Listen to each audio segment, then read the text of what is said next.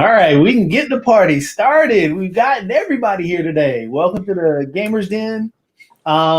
And we have our special guest. Hopefully, we'll have another special guest pop in. But first and foremost, Sergeant Butler, I'm horrible with introductions, so you got to introduce yourself to everybody. All right, will do.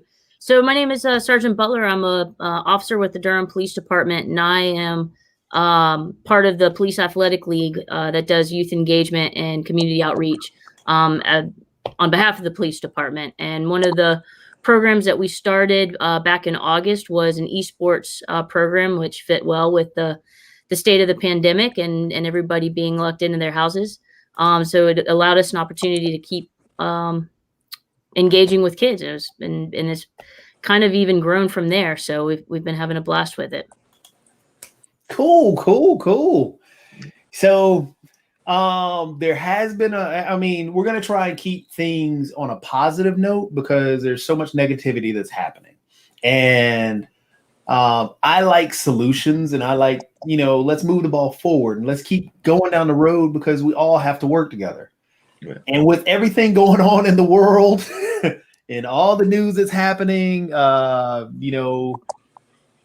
how can we go about doing that? And that's hopefully what we, I guess, as a group can, come up with some solutions, come up with ways that we can bring trust, bring the eyeballs back from the edge, where everything is bad. There's nothing good. Well, the biggest thing I feel like in the world right now is people forget that because you have one thing that you aren't in common with someone doesn't mean that you aren't in common with other things or that you can't get along with them. And I love that you guys are utilizing esports as a way especially during the pandemic, because I feel like, all the times that you go to those stupid retreats, they're like, we're going to team build, like, we're going to, but it works. Like playing games actually does work because you have a common goal. You've got and it's almost instant. So you've got that instant kind of connection once you attain that goal. And in games, it kind of happens frequently. They have the little stopping points that you can feel good about. And I think that's awesome. I think it's a great way to remind people that, one, we're not as different as we think, and that we can get along on stupid random things too, and we can still be friends. And two, that you guys are human as well, that police officers are people. And I would say 95% of them just want to do a good job, and it went into the force for a good reason. And I think this program shows that, I think, to the community more than anything else is, hey, remember that these are people in your community too, and just people, normal people. They're not men. So that's Sergeant Butler, that actually raises a good question, and it's actually one that I've actually talked about on this network. We're about to change the name to Pod TV, but in the past it's been the International Broadcast Media and everything. But I've actually got relatives that are in law enforcement. I've actually got a cousin that's a Georgia Bureau of Investigation officer, and he's actually got into law enforcement after he realized that he could do something about his eyes, because he definitely at one time did not have the greatest vision. So he went ahead and got that laser surgery so that he could then be in the law enforcement, and he's been in there for a number of years and has worked with some great folks, be that athletes, be that even some of our past presidents. And I think he's even done some work with the current one as well, just in terms of security and all of that. So big shout out to my cousin, Jonathan Spurlock. But definitely, what is one of the reasons that you got into law enforcement, and what was it that brought you into the field of law enforcement? Because I agree with what Siren said, that a lot of times we are too busy thinking about that divide, when most of the people I know went into law enforcement because they wanted to do good in society. They wanted to make a difference in the world. And I'm thinking that that's part of the reason that you got into it. So I'd love to hear the reasons that you got into law enforcement, and whether it was a family thing. Because like I said, Jonathan, my cousin, this is his first time getting into law enforcement. His dad was military. He's got some uncles that are military, and he's got some other folks, including his brother, that has been involved in the military, but not necessarily on the law side. So he's the first law enforcement person that I'm aware of. Actually, I take that back. We've got a distant cousin who's in Secret Service and things of that nature. But other than those, I can't think of a lot in law enforcement. So what brought you into this whole realm of wanting to help people in that way? Yeah, honestly, everything that you just said. I grew up in a military town, and when I was younger, military was one of the things that I wanted to do. I enjoyed the uniforms. I enjoyed the structure. I enjoyed the serving with the purpose. And honestly, it just looked cool. The military did, and so I wanted to be a part of that. I also didn't. I've always been an outdoorsy person. I've never really been sit behind the desk, do paperwork kind of person. Although that is a lot of what I do right now. But as a whole, that's not really what I was interested in doing. And as I got older, I didn't really, in the military, they can move you around in a moment's notice. You really don't have a lot of control over that. And as I got older, I realized that's probably not exactly what I wanted, but I still wanted that sense of purpose, to do something cool, to do something fun, be able to serve the community.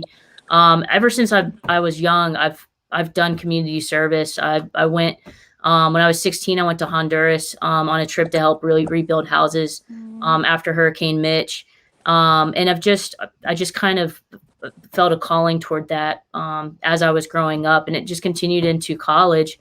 And I remember going to college my freshman year, going, okay, I knew I didn't want to do military, but law enforcement was certainly a close second. But I was also thinking, something in the business world, maybe entrepreneur, on something in the entrepreneurial world.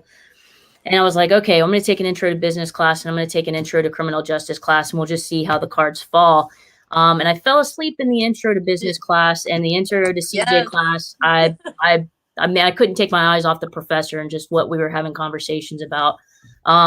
So I was like, I think that said it for me there, that law enforcement, criminal justice was going to be the route I was going to take. And I actually initially had plans to go federal and work for the federal government, to work larger, but just the more involved I got in the community at my school, the more I realized I liked dealing with the people in the community and working with the people in the community. And I just wanted, I wanted that community feel. My grandfather was a teacher in Rockingham County, and I remember going and visiting him, and we would go to, it didn't matter where we went. Everybody knew him. Everybody knew him. And he was, I mean, he was retired for 20 years at that point. And he hadn't been in the school system for forever, but we would go to the grocery store, we'd go to the restaurant. Everybody knew him, and they would always talk about what an impact he had on their lives. And I was just like, that's what I want. I want to be able to have an impact on the local community, and that law enforcement. That's how I got here. Wow, that's amazing. Yeah, go ahead. And actually going on to that, so the love of the community, I love that, because I'm military, so obviously, so I'm with you. That whole like you move all the time. Oh my crap, I know that so well. So I love the idea of staying in my home community. I grew up in a small town in Oklahoma, so similar, like, and I wanted that too, so I feel you. But my thing, I was wondering, it actually is, where do you find the most resistance in the community? And do you find that this program has bridged any gaps or helped in any way with the esports? Has that in any way kind of helped with community stuff? So it's interesting. The resistance I've experienced, I would say, is not person to person. It's more like on the peripheral. As far as like, there seems to be tension when you watch the news or on social media. There's a lot of tension. But in my personal experience, the relationships, or at least that I have with the community, are fine. Yeah, they're good. Now, granted, I'm in a community services position, so when I encounter people, it's in a positive light, and that's not necessarily how all encounters happen. Most people don't call 911 when things are going well in their life. It's usually when things are not going so well. But even when I was in a patrol function, like even when there were times of conflict, I never really got the overall sense that we as individuals couldn't work things out. But yeah, certainly at a larger scale, there's a lot of tension when you look at the whole picture, and hopefully we can, and that's, I think, why PALA is so important. The Police Athletic League is so important, and programs like esports and online gaming, to be able to connect with youth and their families so that you can have those one-on-one connections, because I think that helps dispel some of the distrust the misunderstanding, the miscommunication, what leads to some of these broader issues. Well, it also personalizes you too, right? I mean, it makes you a human. Yes, absolutely. You're not that big macro thing anymore. Now you are Sergeant Butler. And more importantly, I'm Coach Bree. Yes. Right. Yes, yeah, exactly. absolutely. I'm Coach Bree.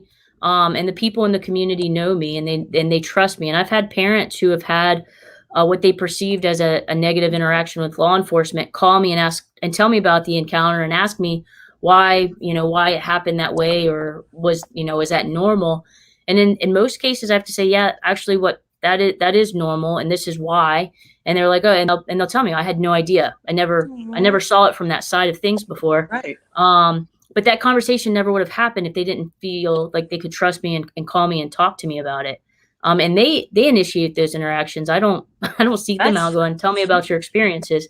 So yeah, it's, there's a lot of great things happening in the community. And what I've experienced in PAL, what I've come to understand is that PAL is just as important for the police department and for police officers as it is for the community. Because again, we often see people at their worst.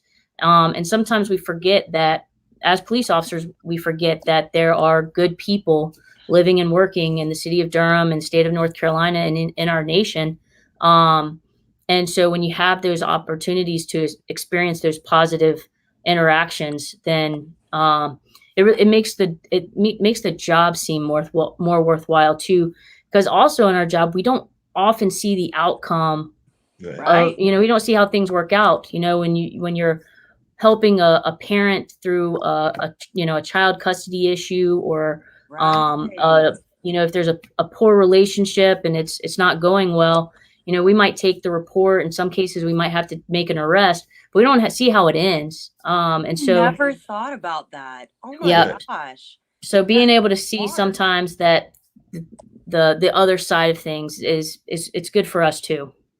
Because I know that one of the things that my younger brother actually still works with at-risk youth and everything. He's been doing that for decades, and he's definitely been involved with that.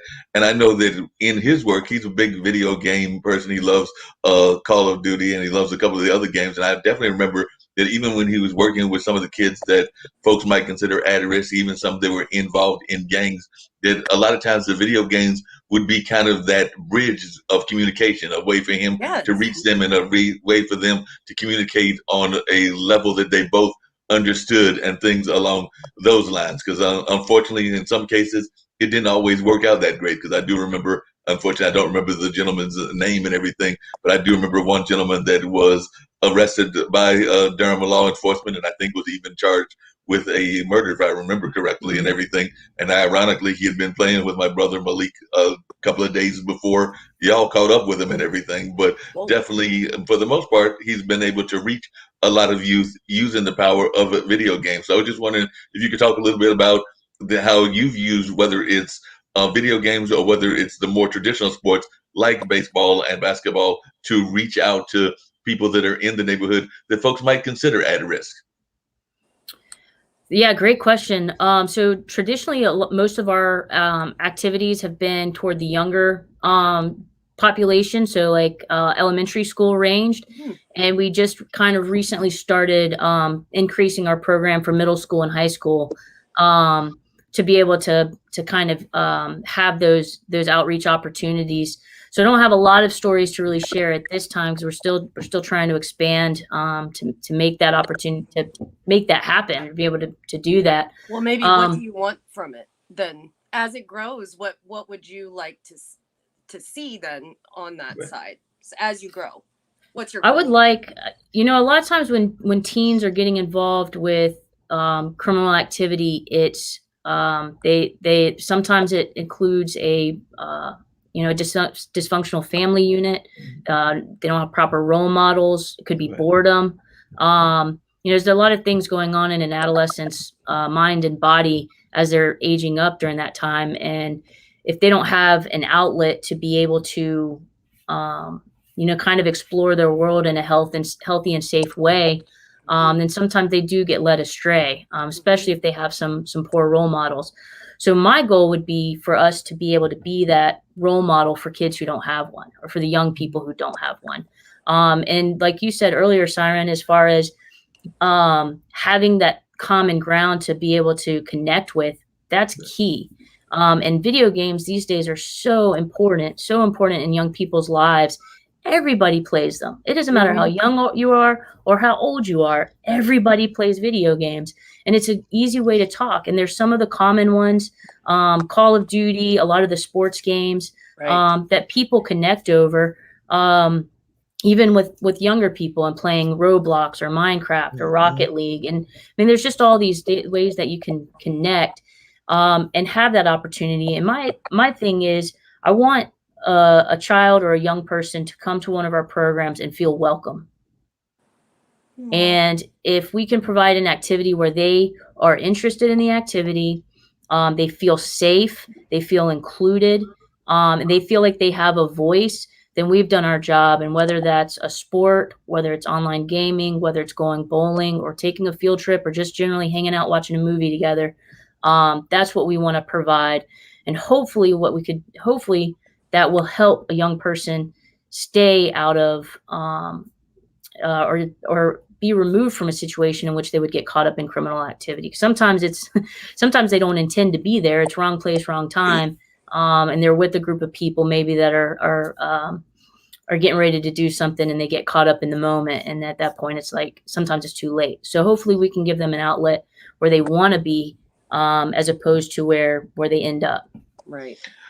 How important do you think it is for y'all to work with the community groups that are here as well? Because I know for a fact that sometimes people get caught up in thinking about the police force, and they'll definitely even think about how not all police, but some police may even do what folks call profiling and things of that nature. But definitely, even when that happens, groups like Spirit House will have meetings with the Durham police and talk about ways that y'all can work together so that there is actual communication. And that's actually some of the things that I've seen where there's been great community alliance between, say, like a group like Spirit House and a group like the Durham police officers and everything. But how important is that community alliances to y'all's work, in your opinion? Oh, in my opinion, it is there is no police department without the community. We depend on the community to call us when crime is happening, to tell us who's committing the crime, how the crime was committed, where we can find the person who committed the crime. We depend on the community for all of that information. And in order to have that trust where the community feels safe to call us, you have to have partnerships with the community. And that comes through working with community groups. I know for myself and other community engagement units within the police department, we have a strong relationship with Neighborhood Improvement Services, who does a lot of community engagement across the city and in various capacities, but not just with youth or young people, but with all members of the community. And we're able to connect in different ways that I don't think most people realize that we do. And it's been extremely beneficial for our program as far as connecting with resources. We've had individuals or young people come through our program who have issues with homelessness, who have mental health issues, that have various needs, social needs, that we are able to connect them with resources, community resources that aren't police department resources. They're resources that we've made through networking and partnerships and working together. So it's extremely important to have those relationships with the community groups. I mean, it's certainly beneficial and necessary. Yeah. What'd you have, Jatovi? I'm interested to hear. Well, because I'll beat this drum till to the end of time, that it's all about breaking down barriers. And I think one of the biggest things that you touched on was talking to kids and trying to get kids to understand, okay, come join, let's bridge that gap. What resistance have you been met with parents? Because I know parents don't see games they see games as a waste of time a lot of times. Have you run across resistance that way? And if you have, how do you get it through to a parent's head? Hey, look, this is something positive. I want to add on actually to your question. And if not, what other obstacles have you ran into? Yes. So when you say games, you mean online games or just games and activities in general? Well, from online esports? games to esports, online games to even if you run into it with, say, getting them into the PAL program to even play basketball. Right. When we first started, there was a parent. We had a coach who was a police officer who said, "Oh, my son's not going to play baseball if it's being led by the police department." And we were able to have that conversation, and by the end of the season, he had a completely different view of at least us. I can't say that his opinion about law enforcement as a whole had changed, but he at least had warmed up to us.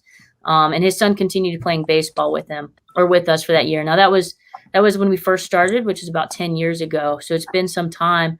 Honestly, a lot of the parents that we talk to are very, very happy that we exist. They're very happy that we exist. One of our programs includes soccer and basketball programs for children in the 3rd to 5th grade, and we operate it through their school. So it's an after-school program. And we have talked with teachers and we've talked with parents and school principals who have noticed that their academics have improved, the behavior in class has improved, and that teachers are able to remind students like, hey, you have soccer or you have basketball this afternoon. Like if you kind of keep behaving this way, or if you can't stay focused, then you're not going to be able to go to practice. Wow, it's important enough. It's an incentive for the kids. Yeah. That's yes. huge. And at that age, it matters to them. That's huge. It's huge. Parents will say the same thing. I had a parent for my soccer team come up at practice one day, and he was like, I got a call from your teacher, and you're not practicing today. And after that, he didn't have any more problems in school. That's huge. Yeah. So it's setting these programs up is one thing, but getting them to really invest, that's money. Yeah. I'm sorry, go ahead.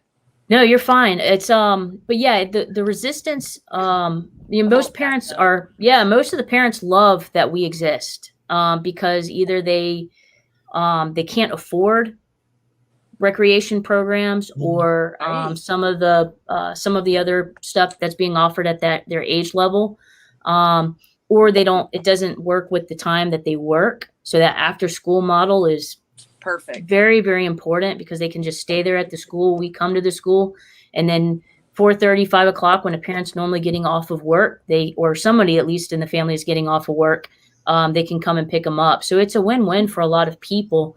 And you think at first there was a lot of hesitancy, and then once parents started to realize the benefits, those barriers broke down.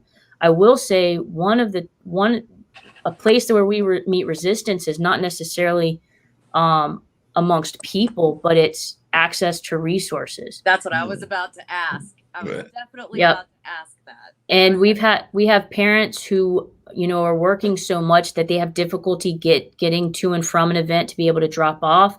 So we try to offer transportation when we can, specifically if it's going to be a barrier to being able to participate.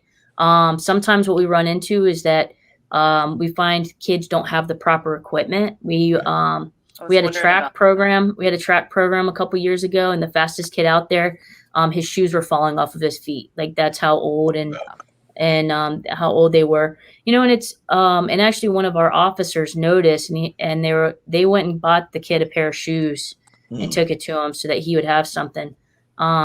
Because you just feel those convictions when you see kids trying, and you see that and you see their parents. Yeah, and when you see their parent, because I think sometimes you get this, there's an assumption that if the kid is failing, the parents are failing too, and that's not always the case. Sometimes the parents are doing as much as they can. They're just doing what they can, and so when you have these opportunities, you can see it in a broader perspective, and all of your assumptions about what a person is or what they're going through get thrown out the window because you have that opportunity to connect. But yeah, access to resources, transportation. Online gaming has really kind of exposed a lot of the needs in some of our communities as far as access to the internet goes. We were able to partner with an organization called Made in Durham, who who provided computers and some internet service for a few years. Beautiful. Yep. And they have their own partnerships, right? So it was all just kind of connecting That's everybody beautiful. together. Yeah, they were wonderful. They really were wonderful. And some of our, I know one of our parents for one of our programs, contacted me because we were trying to, her son was not going to school. There was something happened with the computer he was given, and he, it was middle school age. So he really wasn't proactive in trying to fix it. And so he hadn't been in school for 3 months, and we were able to bring him this computer. We were able to bring him a cell phone, him and his mom a cell phone that had Wi-Fi service, because there were issues with them being able to access the internet. And it got to the point where they weren't communicating with us anymore, and we weren't really sure. But she finally called, and she was like, "I'm so sorry. Like the computer's no longer working. My phone's no longer working." She was like, "The only reason I was even able to call you was because of the phone you gave my son." That was the only way that they were able to communicate with us. So it's vitally important that we try to find a way to cross those bridges and break down those barriers. We've actually talked quite a bit about was the inclusivity when it comes to gaming, because we do think this whole thing, all of us, this whole panel, this Gamers Den thing, the idea is not just normalizing, but, when he says bridging gaps and building bridges and stuff, it's more than just bringing Call of Duty into a regular household. You know what I mean? Right. It's also making sure that it's utilized in a way that's bigger than us, bigger than just a game. And part of the hindrance to that is the ability for people to access it. I mean, intrinsically, you've got to have electricity, you've got to have internet, you've got to have the actual electronic, the computer or the device to do these things. So that was actually what I was wondering, is as far as inclusivity goes for those kinds of things, the more expensive, or maybe I should say multifaceted, where they need internet and a rig and the ones that have multiple parts. How are you guys doing with that? I mean, I love that you guys had a networked, facilitator to help donate or whatever, but I assume that that's probably a really big hurdle to the expansion you were talking about in the middle school and high school, would be my assumption. Is that correct? Yes, it will be. And given the state of the pandemic, a lot of organizations and companies were offering free services for a long time, which is how community groups like Made in Durham were able to provide that. But that eventually will go away. Yeah, right. Eventually that's going to go away. What we're trying to do now, Jatovia and I, is keep it as inclusive as possible. We only play games that are free. We play games that can be played cross-platform, primarily on phones or tablets, because we found that most people at least have a phone or a tablet. So we try to find games in that regard. So if somebody wants to play NBA 2K, then a lot of times what we'll do is play or we'll try to play. They always want to play Roblox or Among Us, but but we'll offer games that are free that are very similar. So that we can be more inclusive. We don't play Call of Duty. We don't play anything like that, just because we don't want the association with the police department and the young people in the community as far as some of the video games. Sense. But there's plenty of games out there. And I'm a sports-based person, so I like playing the sports games. But we want the kids to want to be there. So we'll offer a new game, and we'll try and play a new game, but it never fails. By the end of it, we're playing Among Us. Or you might be playing Roblox, because I know, as I told Jatovia, that's one of my nephews. I don't have any kids, but I've got the 2 nephews, and that's one of the nephew's favorite games, is he'll be on there playing Roblox all the time. So he's like, I think maybe addicted to it, but we'll have to discuss that at a later time or whatever. But one of the things that I've loved about the Durham police force, and like I said, I've known a couple of your other officers as well, and definitely know the chief that unfortunately is getting ready to move to Memphis and everything. But along those lines is y'all have definitely been, the force in my mind is one of the most inclusive forces around the area. So I wonder if you could talk about that, because it definitely looks like y'all try to address having representation of all types of people, everything from African Americans to European Americans to, I think there might even be a couple of definitely some Latin American officers. I think there might even be one or two Asian Americans, and also women and men, and even different orientations. So it seems like y'all have done that deliberately. So I was wondering if you could talk about that as well. Was it deliberate, or was that just your people? So I'm not in the recruiting division, so I don't know what their tactics are. I do know there has been, and Chief Davis was big on this, on diversity and inclusion, and even enhancing our community engagement, which has been a huge help, and has been very powerful, in the way that we are able to communicate and connect with the community.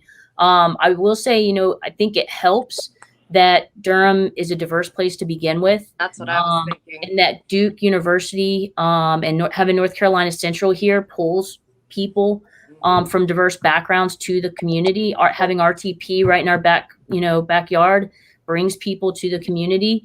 I'm one of our instructors, and I always like to get to know the recruits who are coming through our program, and I'll ask them how they heard about us. And a lot of them come here because their spouse got a job at Duke or Central or in RTP. So we were able to pull a bunch of diverse folks.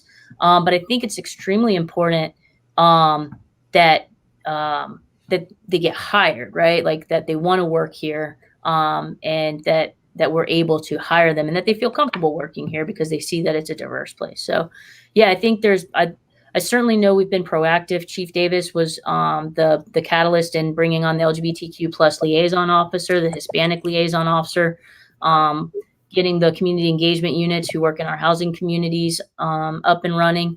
And she's been very supportive of PAL for the entire time that I've known her, or she's been here. So yeah, she's been very instrumental in helping a lot of that happen. So I think it's a combination of both. I also think the officers who work here they came to Durham for a reason, because it was diverse, and they felt safe and included. So and they got to experience working with all sorts of cultures. So, everything working together, I think, is. I don't know if we can say the great ones always come on board, because here's my buddy Officer Gaddy. Captain Gaddy's joined us now. Apparently, Officer Gaddy is getting a call at the same time. Busy man. That's a busy man right there. The concentration is intense. Yes.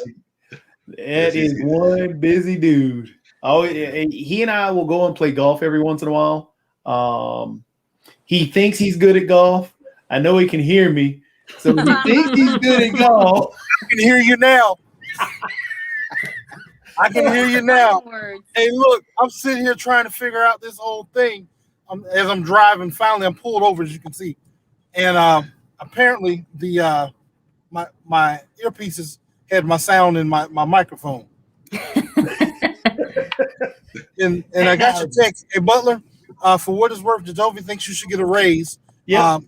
I'm all for it, but I'm against it if I don't get one either. Hey, I'm in. Sounds like both of you need raises, and definitely folks in Durham and the community just need to know that and go ahead and approve the raises for both of you. So, like I said, I've had the pleasure of working with a lot of police officers, including those that have helped us over at the Hayti Heritage Center, because that's part of where I've done some work at and everything. So definitely, I'd be down for y'all getting a raise as well. Hey, well, I'm gonna start it off Mark Lee for mayor.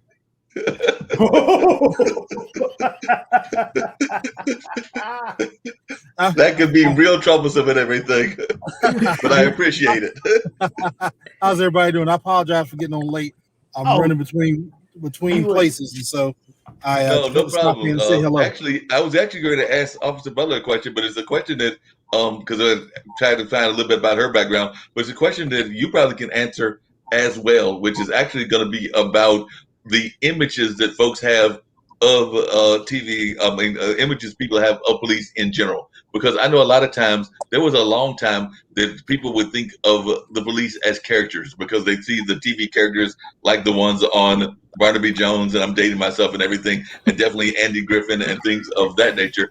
But then they started seeing police officers as real life characters, and even sometimes the soap opera aspect of it. And I'm actually a fan of shows like Criminal Intent and Law and Order, and shows like that, even Blue Bloods, where they would actually get into like the personal lives of the characters that are playing the police officers. So how realistic do you think those shows are, and did they hurt y'all's image, or did they help the image? Because I do think that right now, a lot of the TV shows that are cop oriented are very much about, you know, getting into everything from their relationships to how they're handling their relationship with their spouses, their parents, a number of other folks, as well as just the cases themselves. So how important do you think that is for those kind of images to be out there, and do you think they're realistic?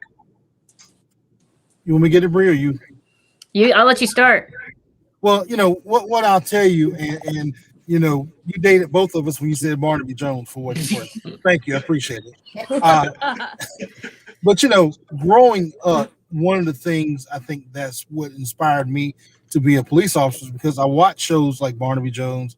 I watched some shows like SWAT, Andy Griffin, and the portrayal of police officers was much different than what it is now. Bless you. Sorry. Thank you. That's all right. Who was that? No, I'm just kidding. But anyway, you know, the portrayal has changed. Hold on one second. And so, and my mom, I pulled in her yard and she looking like what you gonna do? So, but you know, and so I think that a big part of that is that portrayal has changed people's images of police, and even to the degree people wanting to be in law enforcement. And so, you know, quite often we're impacted about what television shows are out there and what shows are portrayed. And so when you get folks like that, you know, grew up watching Cops, and, you know, take Cops, you know, 6 months to get one show, and they're filming all the exciting stuff. And people say, well, I want to be a part of that. Just like me, I want to be a part of that with watching SWAT, Barnaby Jones, Streets of San Francisco, all these different cop shows, and like, oh man, that's great. And it wasn't really the negative side or people's negative perceptions of what law enforcement is like. And so the other side is, of course, growing up here in the South, policing in the South is different than it is in LA. Policing in the South is different than it is in New York. And so when you start seeing places like that and the stuff that was going on out there, that has affected us altogether. And granted, you know, no one hates a bad cop worse than a good cop. Sure. And so, you know, we're the first ones to tell you that. And it's been my experience that the officers I've worked with over the years, I hadn't seen someone that, oh, that dude is terrible, that dude is bad, or that girl is bad. Even though once I found out, I've been shocked a couple times, like, oh wow, I didn't see that. And it's like anything else. You have good seeds and bad seeds, and you don't know it's a bad seed until it blooms. And once it blooms, then you're like, wow, I see it now, you know? Yeah. And so I think that has affected the perception of what you see on TV now, where you got Training Day, movies like that, all these different movies that projects that negative image. That's what all people see. And that's all.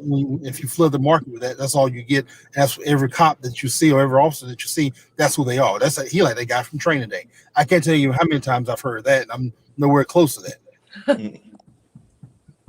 Interesting. What's your thoughts, Lee? Everything. I would say to add on to that, the expectations that sometimes the community has on what we can do is completely unrealistic. As far as being able to solve a crime in 30 minutes, and that have access to all of these forensics resources that in most cases don't even actually exist. They're just made up.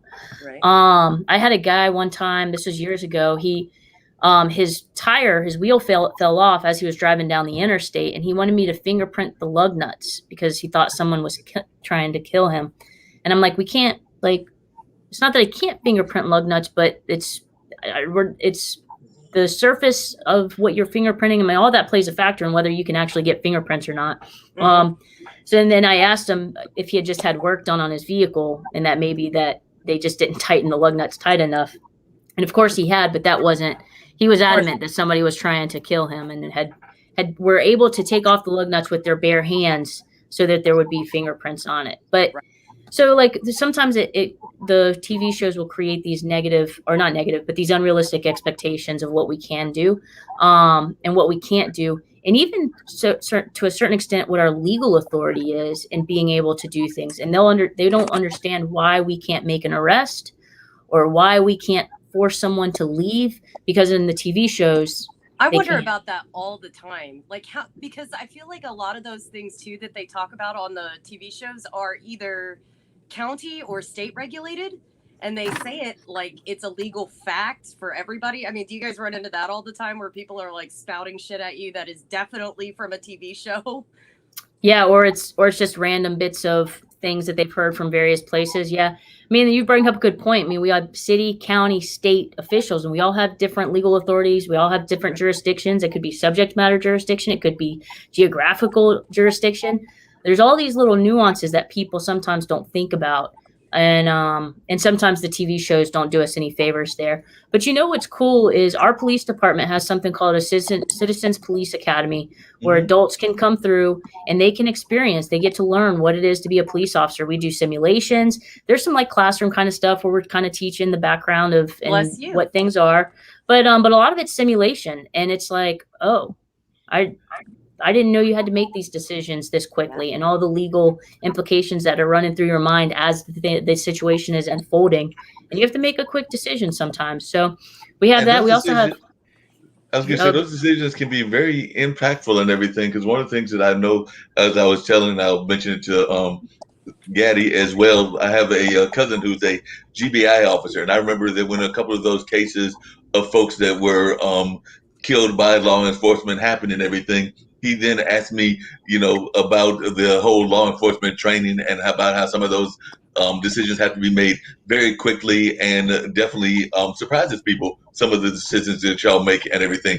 Because I know a lot of times people will be, I've oftentimes heard people saying, well, why can't they just, shoot them in the kneecaps and everything? And when my cousin Jonathan explained that that's actually maybe more detrimental than anything else because of the adrenaline and the fact that you might be putting even more people in risk and all of that. So Mark, have you seen, there's a documentary where a reporter went and did the program you guys are talking about, basically, where they kind of did like a ride along. They got the legal stuff, and then they kind of got put in bad situations intentionally. And they knew that this guy and his crew knew, obviously, all of the players are cops. And he shot the guy 2 out of 3 times that he was put in the scenario. He's like, I can't believe it. He's like, I just get so, you don't realize how terrifying it is and how fast it happens. Because he'll go into it, look at the camera and be like, I'm not going to do anything. I'm good. I've got this. And then he gets out there and he's like, I killed him. I killed everybody. I shot 7 people and I don't know why. And that's in a controlled environment. And that's what I was about to say. And he knew everybody was a cop. Yep. And the other thing too, people talk about. The other thing that people always talk about, like you said, shooting them in the arm, shooting them in the leg. You go from a target, say this size, to a target this size or even smaller, and that's moving. We have it's moving, and we got people that have problems shooting a target this side that's standing in front of you and just turns on a button, and so that puts a whole lot more folks at risk. But kind of what Bree said too, I want to go back to it. The other side that we talk about TV and things that are unrealistic. Well, number one, you see all these people getting shot and keep running for miles and miles. People forget about that. That's just not realistic. You get shot, you're down. The officers that are involved in shooting quite often are out of work or on desk duty for anywhere from 6 months to a year. And so it's not like you shoot somebody and, I'll come back to work the next day. That stuff's unrealistic. And I think that it makes great TV, but the reality is, one of the, for what it's worth, one of the last things I think any officer, I can safely say this, wants to do is shoot and kill somebody, number one. But particularly because, no one wants to, I enjoy coming to work every day. And I don't want to sit at home behind a desk and just, do nothing. And so, I think that those split-second decisions, there's a lot that goes in there. Having been in some of those situations and having actually been put not so long ago in a situation where I didn't shoot. Could have and would have been justified, but did not, and so that, of course, that some of that comes with 26 plus years of service and maturity, but recognizing what the situation is and knowing when to shoot, not to shoot, just what you're talking about with those simulations. That's very, very important. And I think people quite often don't take that into consideration. Yeah. One of the other things I was just curious about, and this is actually a little bit different. Oh, sorry. Oh, hold on real quick. But staying in the same, I guess, on the same topic, because it sounds like this is where you guys receive a lot of resistance in trying to deal with situations. What are some of the tactics or some of the ideas that you could pass along to, say another officer or even the community itself? How do you get through to somebody that says, well, you should have done this? How can you get by that? Or do you just leave it alone and let the emotions die down and then try later? I mean, I always use try later, because on Monday morning, it's easy to say that. Monday morning, you should have done this. You should have done that. And as a district commander, I've said that quite often, but recognizing that what I see on Monday on paper looks a whole lot different than what it did Saturday night at midnight, and tensions are high. And so being able to come back, reapproach it later on and say, let's talk about this and get a full understanding from my perspective, from their perspective, and what the community thinks. I think that's where quite often those opportunities are missed, because the other side is community. A lot of times, especially now, communities jump out and, you were wrong, instead of all of us working together to find the facts and find out where those learning moments are. Yeah, definitely. The one question I was going to ask really quickly is, this is actually more from the community standpoint, but I was just wondering, both of the officers, y'all's standpoint about this as well, is I know that whether it's off of the corner of, let's say, Fayetteville and Lakewood, or it can be any busy corner that happens and everything, whenever there's an accident, you always get those folks that want to rubberneck and watch everything. And sometimes even folks will walk up to the incidents and things of that nature, not realizing that they're actually, one, interfering with police business, and two, they're probably not helping it, even if they know the person that maybe y'all pulled over and everything. So I'd love to hear y'all's thoughts about that, because I'm still amazed when I'm traveling with my brother and everything, and we're even on the highway and we see like a highway patrolman or something going on, and there'll be people that are just rubbernecking left and right, and they really don't have any reason for doing that other than they're bored. They're curious and they're nosy. Yeah. I would say it's extremely frustrating, because one, every police officer knows this, is if you have one accident, if traffic is starting to build up mainly because of rubbernecking, there's likely going to be more accidents, which for us means more reports or more report writing we have to do. So if we can clear that scene up as quickly as possible, get vehicles off the side of the road. And I would say that if you are in an accident and your vehicle is able to be moved, it's actually state law. You're expected to move the vehicle from the roadway if you can do so, if it's not damaged too heavily, because we need traffic to keep moving, because otherwise more accidents will happen. But it's extremely frustrating. And I can tell you, it's if an officer is on a traffic stop, or it appears that it's a traffic stop, do not stop and interrupt that officer in the course of his or her duties unless it's absolutely urgent. And I think urgent is a sliding scale depending upon who you're talking to. But the traffic stops for law enforcement are one of the most dangerous things that we do, because we don't know who we're encountering. And it could be a simple tail light out. Yeah, it could be a simple tail light out, but the person has just committed an armed robbery, or they're in a stolen vehicle and we just haven't been notified yet. And there have been numerous officers who have been hurt or killed on traffic stops, and we treat those with the greatest precaution. And so to have our attention distracted or redirected to someone who just needs directions, or someone who is just has a general question, is frustrating, but two is kind of scary for us, because now our attention is off of the driver in the vehicle and on this person who really doesn't need our help. They're just they do need our help, but it's not urgent. Right. What do you think is some of the biggest myths folks have about police officers? We've alluded to some of them, but I just want to hear from y'all what y'all think some of the biggest myths folks have in general about the police force and police officers.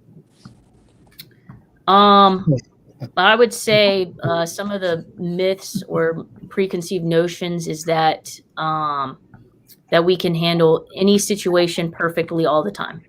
Yeah. And that we don't have our own human reactions to That you aren't human. various stimulants. Yeah. Yeah, I think, and I think that she hits a very valid point there because, we have lives at home, we have wives, kids, all that kind of stuff at home, and what the difference between us is when you all have a bad day at home, you go to work, and you don't have to hear everybody else's problems. We've got to put ours to the side, and then come in and deal with your problem. And having that Our understanding. problem's on the worst day too, right? Yeah, exactly. Well, and it depends on what that worst day is, because your worst day could be different from Mark's, where Mark may lose his cat or something, and the world is coming to the end. Where you may be dealing with a break-in.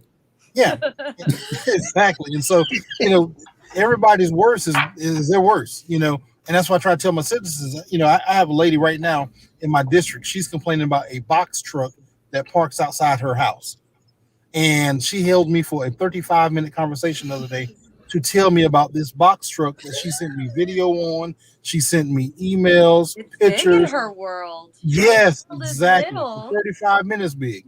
And, I got little kids over here somewhere else being shot and dealing with people over there. But this is, to her, is the worst thing. And so that's the kind of stuff that we have to deal with, that people don't realize that we're dealing with on a daily basis. And so, to me, I think that's the thing, is just having that understanding. Bless you. It's catchy. I started something, didn't I? Yeah, you started something.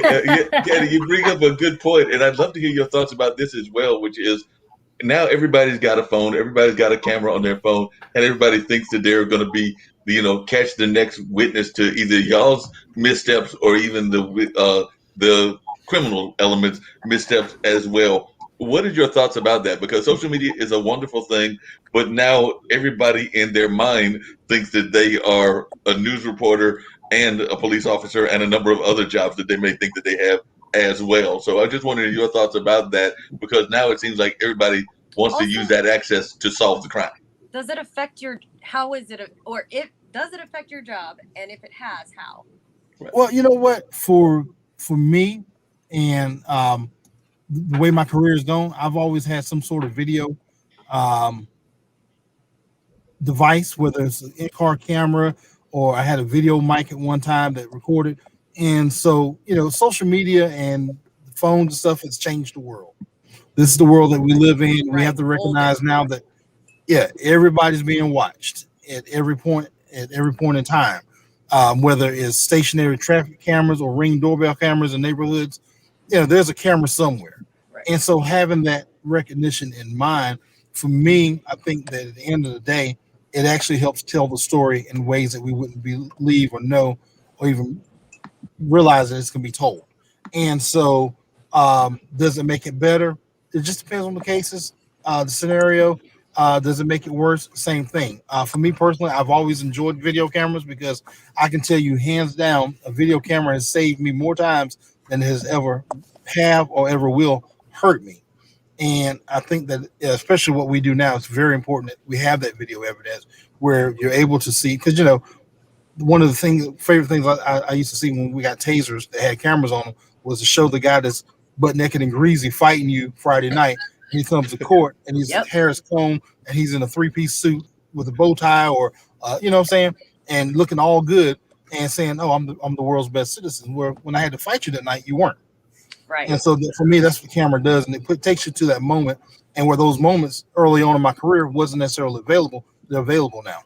Why did he have to be greasy and butt naked? Why couldn't he just be butt naked? Yeah, well, this is Gaddy. He had to be greasy. He had to take it. He was taking on Gaddy. I had to take it there because when I said that, you told me, you visualized it, you saw it. I did. I'm like, what was this dude doing? He got Crisco rubbed all on his hand and everything.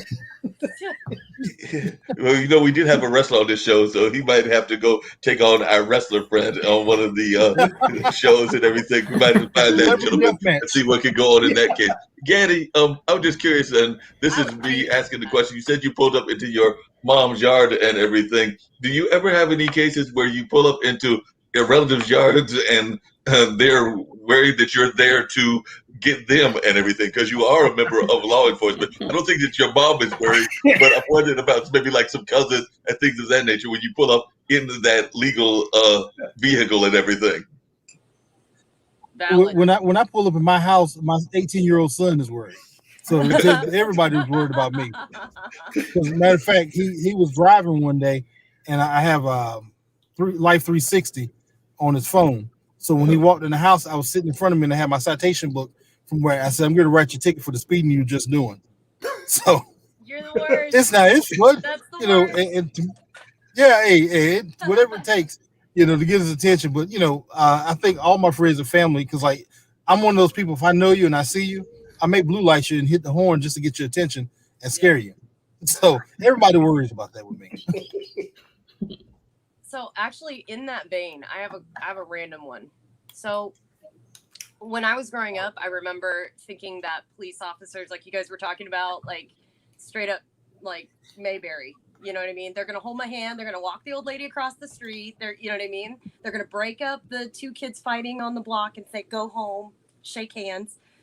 And I think for me personally, the first time that I got bullied by a cop was heartbreaking because I thought it took a childhood hero and kind of made it, and it was one just kind of small town cop that was trying the right thing. He was trying to scare the crap out of me as a teenager, you know what I mean? Instead of having to write me a ticket or anything, he's trying to do the right thing. But there's always that moment where you go from being the little kid's hero in my mind to being like an actual authority figure.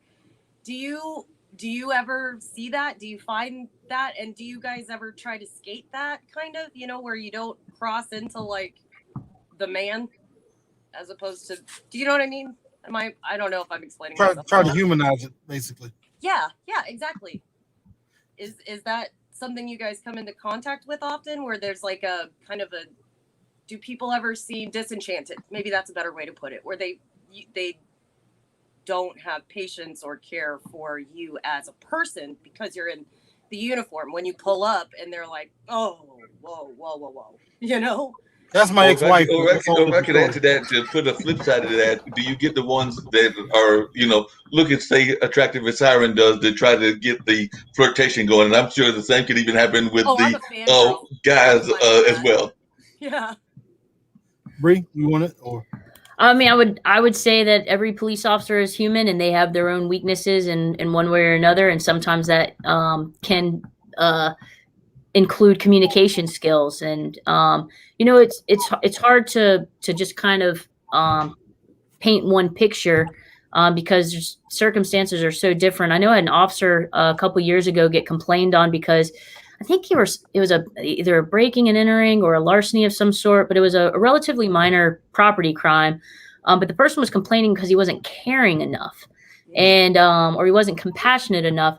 But that officer had just, the call prior to that one, a child had been left in a vehicle in the middle of the summer and had died as a result of heat exhaustion.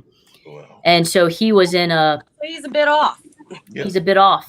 Understandably. Yeah. So it's hard to know, like, in any particular situation, if an officer is not personable enough, it's hard to know if it's just because that's who they are, or if that's the demeanor of the culture of the police department or the place where they are, or if it's just that, man, whatever that person just dealt with, they're in a weird space right now. Right. So it's hard to paint an entire picture. But I've certainly had to respond to calls where people had an assumption about me as a police officer and what I was going to do. Either I wasn't going to do anything or I was going to be a jerk. And once I got to talking to them about the person, they were able to come back down. They're like, "Wow, that's not what I was expecting you to do. I thought you weren't going to do anything at all." And I was like, "Well, I mean, I'm here to help." Do you find that people think you're going to be a jerk often? Because I'm not going to lie, like I have cop friends. I'm nothing personal. And I come from a military background, so mine is on that side of authority as well. I don't have anything personal, but I feel that way. Like there's a lot of times that I'm worried. I think most people are afraid when they see cops, even if they've done nothing wrong. And I think that's something that we should get away from. and I don't know how. Well, nobody wants to get in trouble, right? So like even when I'm riding down the interstate and I see a highway patrolman or I see another and I'm traveling or whatever, I'm always like, did they just pull out to come after me? Right. Like, and I'm in law enforcement. Like, I know, like that's a natural reaction to be unsure of what's about to happen, and to be nervous. And most police officers are trained to be able to identify nervousness as this normal nervousness, just a normal encounter with law enforcement. Someone like, I don't think I did anything wrong, but I could be wrong. Or maybe I did. Maybe I was speeding, or maybe I did forget to use my blinker. Who knows, right? Or maybe I do have a taillight out. I'm not really sure. And most officers are trained and have the experience to know this is normal nervousness versus so there's something more going on here. And it's Right. and officers are trained to observe more than just nervousness. There's all sorts of indicators, and there's information that we have from intelligence sources, from previous calls, from criminal histories, to be able to know what's going on. We call the totality of the circumstances. But it does. I mean, as a police officer, I mean, we do have to break down those initial barriers sometimes, and we'll have to explain to people real quick. The reason I stopped you is because you have a tail light out. Did you know your tail light was out? And sometimes they'll tell us to be like, oh yeah, that thing's been out for months. And it's like, why haven't you gotten it fixed? You got it fixed, right?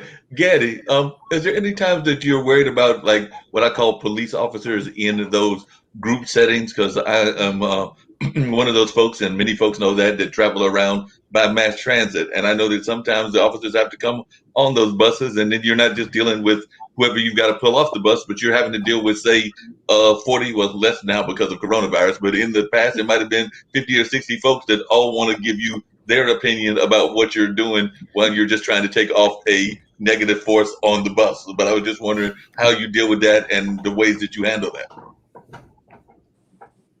Well, let me start by this for saying, I don't know if it was your computer or my computer, but I didn't catch anything you said. I don't know if it was anyone else. And it was like, and then such a happy, So I'm not sure what your question was. So the question wasn't. I can repeat it again. Hopefully, it's not on my side. But the question was, I do know that sometimes law enforcement has to get put in group situations, or what I call group situations. Like if I do mass transit in the sense of being a passenger, and sometimes you have to pull somebody off of a bus, and then you're also dealing with the other 60 citizens that are on the bus as well. So I just wondering if you could talk about that group dynamic when y'all are in those group situations, because I can imagine I've been on there a couple of times and then everybody wants to give you their 2 cents worth. I'm usually the quiet one, but not everybody's the quiet one that wants to follow the rules. And has it changed recently, like from what it was?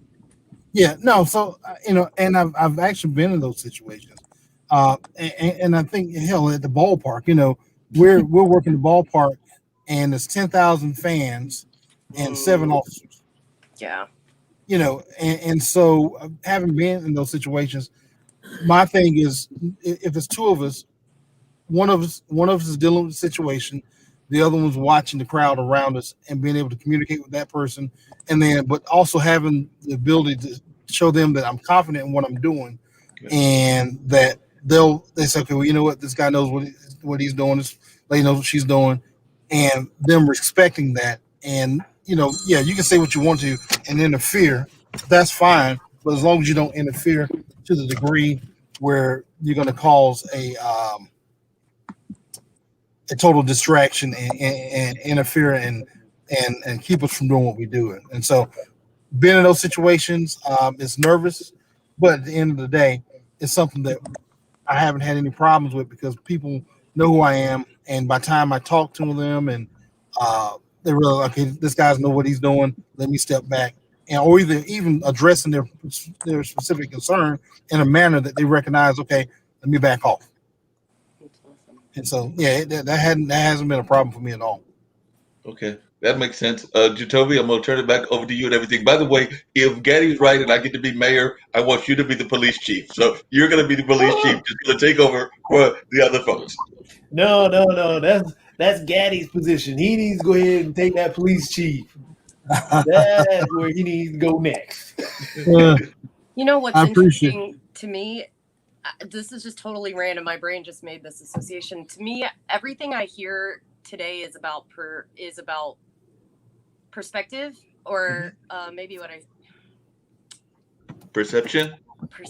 Thank you. It's all about having that full picture. Like Sergeant Butler, you were talking earlier about how you call in and you have resources to get information because you need to have more of a whole picture when you go into your situations. And you were talking about how crowd control, most of the time you can talk to them. They make it personal, make you a human. And then that work, like it all sounds to me like it's all about personalization, like making the picture whole and taking each individual interaction as an individual interaction, as opposed to making them these big kind of cops do this or mobs do this or whatever. It all seems to kind of all boil down to that interpersonal. Is that right? Is that what I'm hearing? Well, I think so. I'd like to tag on to that, though. I think it's more than just that piece. I think there's just a lack of understanding, because I know, Gaddy, you and I chit-chatted about it, about things that the community doesn't know that the officers or the PD offers. Like Right. Sergeant Butler is part of the PAL program, and that has esports, and I'm sure not the whole community knows that function is there for those individuals. Yeah, I was going to bring it cyclical, like you are. Yeah, exactly. So are there other programs that you think that should get a better light shined upon them? What are things that are not being used by the community or particular communities that they could take advantage of as a way to personalize and make you guys more human, who you are, see you for people? For one, the Citizens Police Academy. If you want an inside look at what it's like to be a police officer, that is the way to do it. We also, there are restrictions in place right now, but community members can do a ride along. They can request a ride along. Now they have to be able to pass a criminal background check, obviously, because they're going to be in a police car, a car with police officers. And we want the officer to be safe. But yeah, they can do ride-alongs. But I think the Citizen Police Academy is probably the biggest thing. We also have in October of every year, outside the pandemic, we have a program called Coffee with a Cop, where we will be posted up at different coffee shops, and citizens will have an opportunity to come and have these conversations with us. But that's an opportunity to be able to sit down in neutral territory over a cup of coffee or tea or whatever the person's morning beverage of choice is, and have those conversations in an open and candid way. To both of the officers, go ahead, Gary. Oh, I was going to say, and really, I think in Bree's shop, anything that they offer, because the community services division offers a lot of resources, even stuff like when you talk about septids, and that's just somebody coming out, looking at your house, looking at your bushes, looking at your house and doing a security assessment, lighting and all that kind of stuff, saying, hey, you can improve it in this area here, you can improve in this area here. There are a lot, because in my district, when communities complain about not feeling safe, street lights out, that kind of stuff, I'll usually call my community resource officer and say, hey, go talk to them, do a septed, look at everything. And I think that's security assessment by environmental design is the crime, like that. Yeah, crime prevention through environmental design. There you go, crime prevention.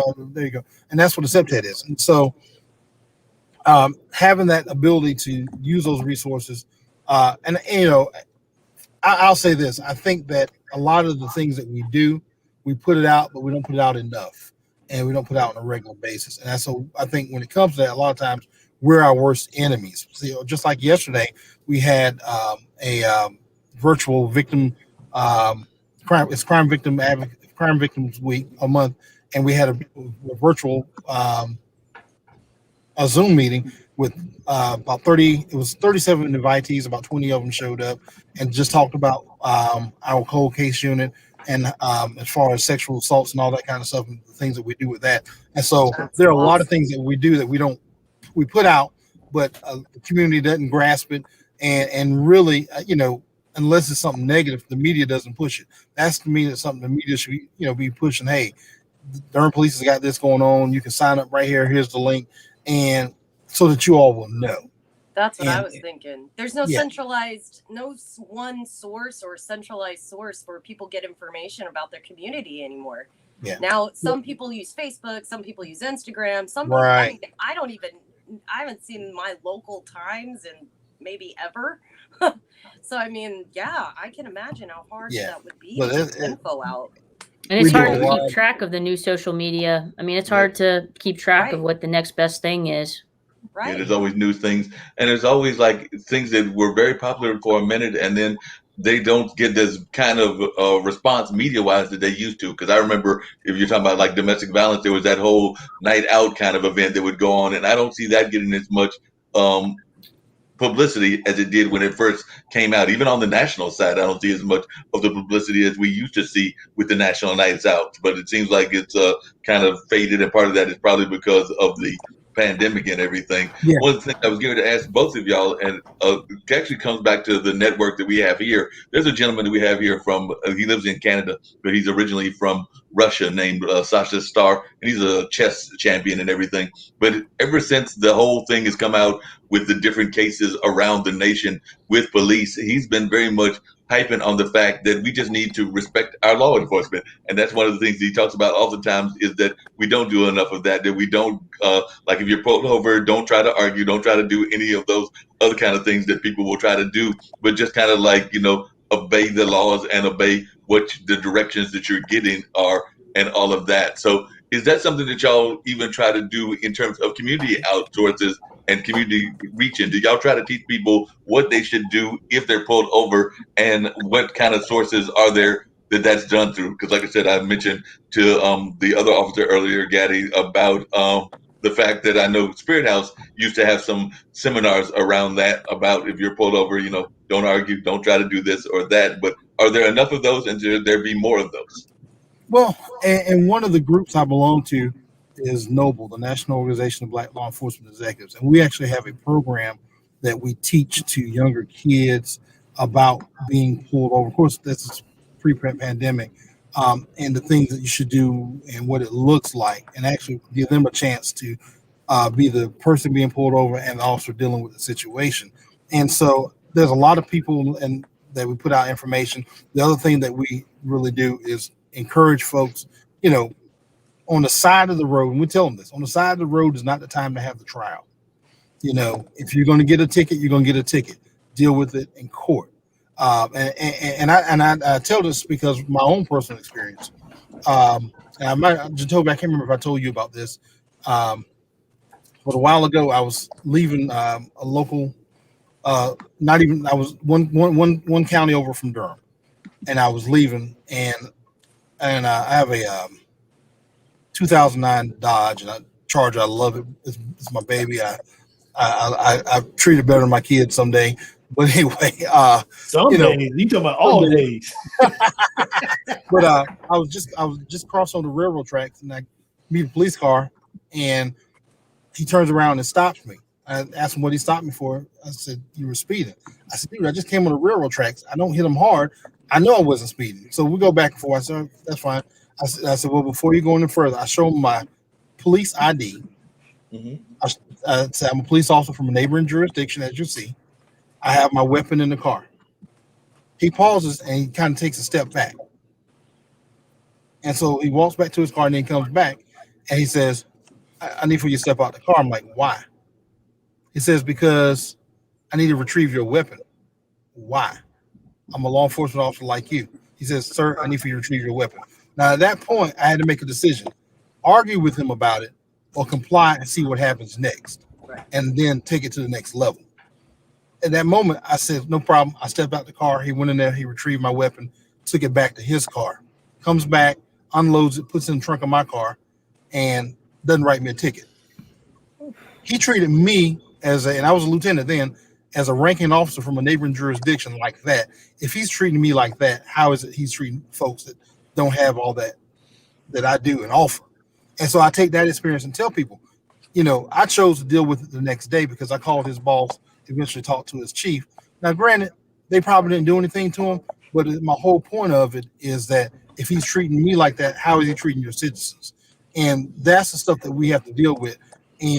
But my ability to not blow it up worse than what it was is what got me out of there and kept me alive, so to speak, because it could have went totally south. Yeah. And so that's why we always encourage people, hey, even as police officers, we run across those officers that you all are complaining about, but there's things in place to deal with them, and we have to be able to deal with them. Yeah, so that's I 100% agree, and I would add too that that I think as law enforcement officers, it's easier for us to, because we know in our experience that there is a way to handle that. And Durham does a great job. We have a citizens, we have a complaint process that is very formal that citizens can complain, and they are followed up on, and the department treats those things very seriously. But not all agencies are like that. Not all agencies are like that. And I think there have been a significant number, or at least there have been enough folks who have tried to go about it the right way. And either nothing was done, or they were still, and in this case, in your situation, you were a lieutenant with the police department, but a normal citizen, even if you have a concealed carry permit, you're authorized to have that weapon as long as you can. As long as you follow the laws as it relates to that concealed carry permit, then they can't they can't do anything with your weapons. Exactly. They can't, not in North Carolina. Now I can't speak for other states. And so if there is a law-abiding citizen who knows his or her rights and they want to fight it, I could very much see it going the wrong way. And even if they do it the right way, I could see where someone at some point could be frustrated because it wasn't followed up on. And if they're treating a lieutenant at the time from a neighboring agency that way, how are they treating other citizens? And we talk about procedural justice. Is procedural justice, is fair and impartial policing happening? And I think it's a legitimate question for a lot of people because they've tried to go about it the right way. And I think at some point, people get to the end of their rope and they're like, I tried it the right way. And I'm tired of being treated like I'm not a human being. Mm-hmm. How do you guys handle that as officers who do, pardon my language, give a shit? You know what I mean? You guys do care about these people as humans, and you care about your job. How do you deal with that perception, though? Because I can imagine that those are not the only times you guys have dealt with that. For me, it's sharing my stories, and the other side is training people behind me the right way. I teach in the academy, and and so does Bree. And one of the things I know I tell the young folks is treat people the way you expect to be treated, number one, but treat that person as if that's one of your relatives. If that's your mother, if that's your father, if that's your brother, if that's your sister, how would you want them to be treated? And there again, and just with my kids, we were out, and we were out, and a gentleman that was a substance abuser, big time. He has a real scary appearance. He saw me, and he ran up across the parking lot. My kids with me, and he's like, get it. He's just real loud and scared the hell out of my kids. Wow. And so, he tell my kids, I love your daddy. He's great, blah, blah, blah, blah. And so I said, why did y'all get scared? He said, Dad, we thought he was going to hurt you. I said, let me explain something to you. That person could be me. That person could be you. That could be one of your relatives. That person is one of your relatives in another part of the country. I'm not going to mistreat him because of how he appears or what he's going through. I have to treat him as I meet him where he's at as a human. And that's what I tell the officers. You have to treat the people, forget the situation that they're in or how they appear to you, or if they come off rude to you, you have to treat them with the respect that they deserve. And if you do, you owe them that. And if you treat them like that, then at the end of the day, they're going to love you for it, and you're going to benefit, and they'll have a positive experience. And so the next time they come across a police officer, it's not negative. They're like, well, you know what? Officer Butler treated me fair last time. I'm going to give this officer here a chance to see what happens. Yep. Wow. I would say for me, when I encounter people like that, I try to come from a place of understanding, and that requires taking time to talk with them. Let them say what they want to say. Ask the questions about why they feel the way that they feel, and try to get to that common ground. And if I can clear up some misconceptions, then awesome. That might help us move us forward. But just allowing them to have their feelings and for them to be upset or for them to be confused or misinformed, just allowing them to have their space to feel that way so that we can come to a place where we can come together and move forward, even if we agree to disagree on certain things. And I 100% agree with what Captain Gaddy is saying about training the next generation, and treating people as if they are people and not just that this is a job. And I'll never forget, I was working patrol in a community, and we were having problems. They wanted us to get out on foot and do foot patrols. So another officer and I were doing some foot patrols, and it was nighttime, and the lighting in this area was not very good. And I heard this voice out of this like dark, shadowy corner. They were like, "Officer," and I was like, "Hey, whatever." And he was like, "You don't remember me, do you?" And I was like, "No." He was like, "You arrested me." And after we started talking, I realized when I was on the warrant squad, I had arrested him for whatever warrant it was. But he was like, I'll never forget the way that you treated me with dignity and respect. And I honestly couldn't remember what the arrest was. But in the back of my mind, I was like, man, I'm glad that was his position at the time, because if I or another officer had treated him like he wasn't human, that might have been a different outcome. It may have been, he may have wanted to come for revenge, or may have wanted to take out some sort of animosity or hostility toward me because of the way he had been previously treated. Because I never saw him. He was in this dark, shadowy corner, and he called out my name, and he said, "I just want to say thank you. You probably don't remember me." And it's hard. Sometimes you get caught up in the job and you go from call to call, and sometimes it does. You find yourself treating it like a job and not as a calling. And sometimes you have to have those mental reflections with yourself just to kind of calm down and remember that you have the time. And even the lady that wants to complain about the box truck sitting in front of her driveway for 35 or 45 minutes, even though we know there are children being shot, or we know there are these other horrible things going on in the community, I don't really have time for this. But if you can give a person that time, give the person that time. It sounds like one of the most important things that y'all have to have, and you can tell me if I'm wrong, is that as I'm hearing both of y'all talk, it sounds like communication and empathy are still the vital words that the law enforcement have to have on a regular basis. And I'm even thinking about like the fact that even here in Durham, I mean, I love my city and I love the fact that it's a great city and everything, but we do have folks that are homeless, and we do have folks that are part of the gang element as well, because there is some gang activity that goes on in this area. But it sounds like even in dealing with those folks, you have to have, like I said, be able to communicate with them and have empathy to some degree with some of the things that they're going through. Maybe not the reasons that they are homeless or the reasons that they opted for that gang lifestyle and everything. But am I correct in thinking that, Gaddy and Officer Bree? Well, Gaddy had to head out. He said he had another call, but he sent me a text saying thanks for having him on and everything. So, but yeah, Sergeant Butler. Awesome. Yeah, I'm happy to stay with you guys. It's been a great conversation. It requires a tremendous amount of empathy, And I think most people would agree that people, when they're growing up as children, if you ask them what they want to be when they grow up, they don't say, "I want to be a gang member," or "I want to commit crime." Normally they want to be a basketball star, or, right? They want to be a celebrity of some sort, depending upon the age. So understanding that that people have, something happened in their life. There was a turning point somewhere there that led them to where they are. And it could be mental health. It could be substance abuse.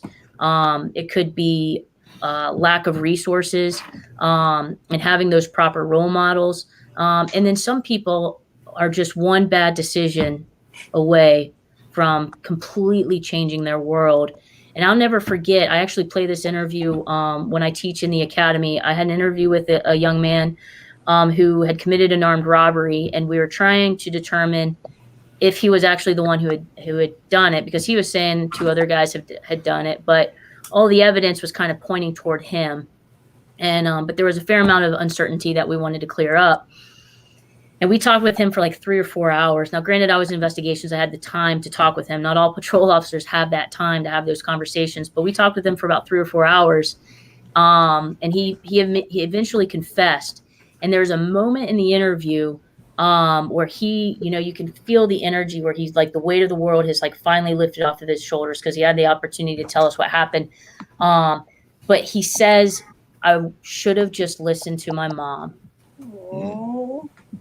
He should have just listened to my mom. I should have stayed in school, and I should have never hung around those people. And it's just like, I mean, it was one of those things in the moment that it didn't really hit me like the impact there or in that statement, that power of that statement.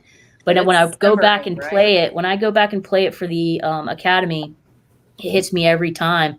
Because he talks in the interview how he's on probation. He's stolen from his mom in the past, so his mom won't let him stay there. He was 18 at the time. His mom won't let him stay there when she's not home because she doesn't trust him. So when she's not home, he goes and stays somewhere else. And and he feels bad because he's not contributing. He doesn't have a job. He can't get a job because of the charges from his past when he was a juvenile. And he says, he's like, it doesn't matter how many applications I fill out, nobody will call me for a job. And so he got to the end of this rope where he tried to rob this guy. And he was feeling some pressure from, he has a child in common with another woman or with a woman. And he was feeling some pressure about being able to provide support to her. And so we had this huge buildup of why he had committed this crime. And then it kind of all broke down into, I should have just listened to my mom. I should have just stayed in school. And it's just like, and you realize, I mean, we are all just one bad decision away from completely affecting the rest of our lives. And it can happen to any one of us. Oh, yeah, totally. Including police officers. And we've seen that. We've seen that happen with police officers where they have made an extremely poor decision. And it cost them their job. And it cost them their integrity as a police officer.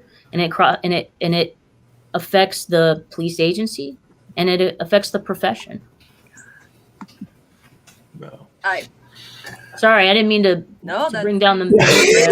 No, you were bringing some. It's beautiful and heavy and hard and wonderful, and I love it. And I can't think of like all the feels, all of them. Wow. It is an emotional roller coaster of a job for sure. How do you protect yourself? I don't even mean, but like I'm listening to stories. I've had goosebumps. I could cry. I'm laughing. I'm angry. I'm terrified for you. How do you protect yourself? I mean, I'm shaking. I'm exhausted. How do you live like this? A lot of deep breathing exercises. And I made a comment earlier today about how I think PAL and community services and community engagement is just as good for police officers as it is for the community. And that's one of the reasons why, is that it gives you an opportunity to not experience that emotional roller coaster to the same degree. And you can kind of take a pause and reflect. One thing that I do for myself is I try to have social engagements with people who are not law enforcement. So most of my friends are not police officers. Good. My wife is an attorney, but she's on the civil side of things. She doesn't do criminal law. Good. And it gives me a healthy perspective of how, and it's easy for me to say, oh, this is why an officer did this, this, and this. And to have that pushback sometimes be like, but yeah, it didn't have to go that way. And then when you can have those conversations, you kind of check your own self and you go, yeah, that's true. It didn't have to go that way. I'm in this mindset of I constantly have to watch my back. I constantly have to anticipate something bad happening so I can react quick enough to save my life or to save another person's life. Right. So having that perspective from someone who's not law enforcement is healthy for me. Yeah. But it's a good sounding board. Like sometimes I can go and complain about whatever event has happened and like just vent. And I'm not talking to another police officer who's going, well, this is how I would have handled it. And it's like, yeah. And I'm like, I'm not looking for your advice. I'm trying to vent here. Right. We do that. All of our operators, at least on the special ops side, that is one of the big things. I mean, obviously we have, big team building things and we want them to feel like a unit and all of that. But one of the things that on the mental health side of special ops that we always push them is you need to have exterior relationships outside of outside of being a commando, outside of special ops, and outside the military. You need to be grounded in something other than that, because those jobs, your job, the operators' jobs, I mean, those are heavy. You need to be able to ground yourself in something, or you'll lose sight a lot of times in why you're doing that fight. I think that's the issue we see with operators a lot, is they lose hope. You know what I mean? Yes. There's a feeling of hopelessness, even though what they're doing is amazing, and people, little kids want to be them when they grow up. They forget because it gets kind of hopeless and it's hard. But giving a grounding, external relationships has been everything. Yeah. That's 100%. 100%. Officer Butler, for both of you and your partner and everything, and partner in life, I mean, and everything, how do you deal with the folks that want to automatically go to try to use your influences, and I would even argue her influences as well, and try to get you to manipulate the system on their behalf? Because I'm imagining that sometimes your friends are wanting you to try to find ways to help them out and everything. So I was wondering, how do you deal with that, and what's your method for telling them to back off? Because I imagine there are times that they're coming at you and also coming at your life partner, since they're also involved in the criminal justice system. Well, it's real easy for me, because if somebody gets a ticket, it's already in the system, and you need an attorney to fix that. There ain't nothing I can do once it's in the system. Yeah, it's at least the way that we handle it is, we usually say we can recommend somebody who can help you, who's familiar with that type of law. But yeah, as far as us getting involved, it's usually just not helpful. Because there's certain, it's easy for me because I can just say, well, once it's in the system, you need an attorney anyway. And for her, since she does the civil side of things, it's easy for her to say, well, that's criminal, and my role is civil. So I can recommend some criminal attorneys that I know. I don't know if they're any good, but I know them. You get it a lot, though, because I would think that, I feel like it goes one of two ways. Either the people who love you would not put you in that position, or the people who love you are glad you're in the position. I'm not sure. Yeah, I have. Most people are respectful enough that they'll say, "Is this?" Most times they'll be like, "Is this worth me even calling?" And in some cases, I'm like, "Yes, you need to call. Like, that is not right. What's happening? Like, you really shouldn't even have to ask." But it's interesting because there are a number of people who are afraid to call 911. Right. Really? Wait, 911? Yeah. Or even just call the police. They're like, I just don't know if this is a police problem. That I can see. Yeah. We had a break-in.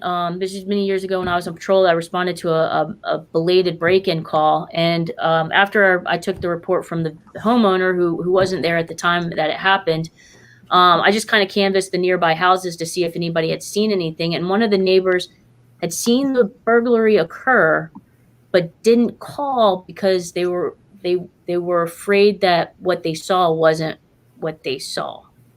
And I'm like, they were literally carrying, these are your neighbors. You know who even if you don't know them, you at least know what they look like and what their vehicles are and all that kind of stuff. And you saw these people who were not them go into their house and start carrying out their stuff. And it wasn't like a moving company. It was just like a 4-door sedan, and they were bringing out all of the high value TV at the time, like DVD, VCR. Like, it was like most people would have been like, but yeah, there are a lot of people who don't call because they're afraid that what they're saying isn't what they're seeing, and they don't want to get anybody in trouble. So we do get people who don't want to call, but I've had people call me, and they'll like friends from childhood who will call me, and they'll tell me the craziest stories, and I'm like, how did we end up on separate paths? We went to the same schools. We grew up in the same street. How did we end up down different paths? Is part of the not calling, though, I was wondering, is part of the not calling also a fear of kind of like that way that we as, and like I said, I don't have any, but I definitely am an uncle and everything, but we sometimes don't want to even chastise parents for the way that they're acting with their kids, whereas in the past we used to do that, but we don't do it as much now. So I was just wondering if sometimes it's a fear of not wanting to interfere because, not just the communication aspect, but also you just don't want to get involved. Because I think a lot of times people just have this kind of apathy kind of view, and they don't want to get involved just for whatever reason, even though it's plain as day that what's going on is a criminal activity. If somebody was to walk out and I've got my 2 computers and a big screen TV, I would hope my neighbors would stop them if they were to walk out with my stuff and everything. But definitely, I have some other neighbors that might not. I think that every single time I hear about a kid in a car, you're telling me no one in the parking lot ever walked by that vehicle? No one.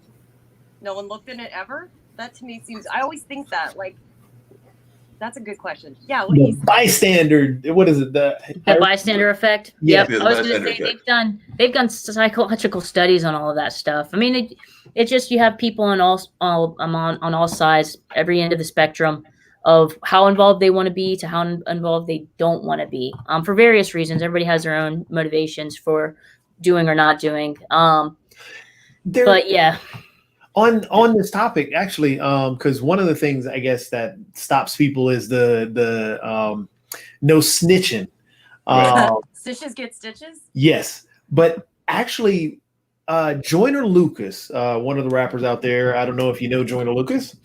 He has some good music. He has some really good music. He actually has a song which discusses snitching and discusses within the song. It plays out the role of a individual who's committed a crime or got arrested for committing a crime, and is he going to snitch on the individuals that that the cops are actually looking for, or is he not going to and just take the bid and go to jail?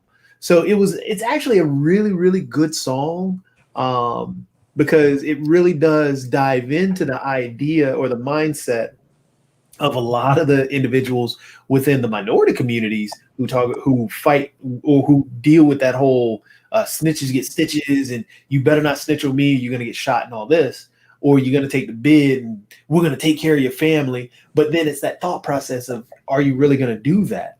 Are you going to take care of my family when I go to jail, when most of the times it doesn't happen? So it's actually a really good song. I would and this topic. Yes. I mean, it is quite the dilemma, and I can only imagine. I mean, just try and put yourself in the shoes of someone who lives next to a drug dealer, right? Because when you know see that they're a drug dealer, and when you see them, if you know they're dealing drugs, that means you've seen them dealing drugs, and there's usually firearms that goes along with that. Yep. And I mean that is, and if when they get out on bail, then what? And if you don't feel comfortable with being able to protect yourself, or if you are not in a financial place where you can move, so like let's say you report it and you become a witness, can I move and feel safe? I can only imagine the dilemma that people feel, where they are in their lives to have to make that decision, because you just don't know. You don't know the outcome, and even if they are arrested, the person is arrested, or I would say the person is charged, not necessarily arrested. Right. Mm-hmm. Right. So it's that, yeah, if people don't want to cooperate, I understand. And most officers know that. And what we'll do is we'll say, well, thank you very much. I understand you don't want to talk, or you don't have anything to say. Most people have stuff to say. They just don't want to talk in public to us. And so we'll offer them a business card with our phone number or a way to reach us. And if they feel comfortable calling later and keep doing it under anonymous terms, then they have that opportunity.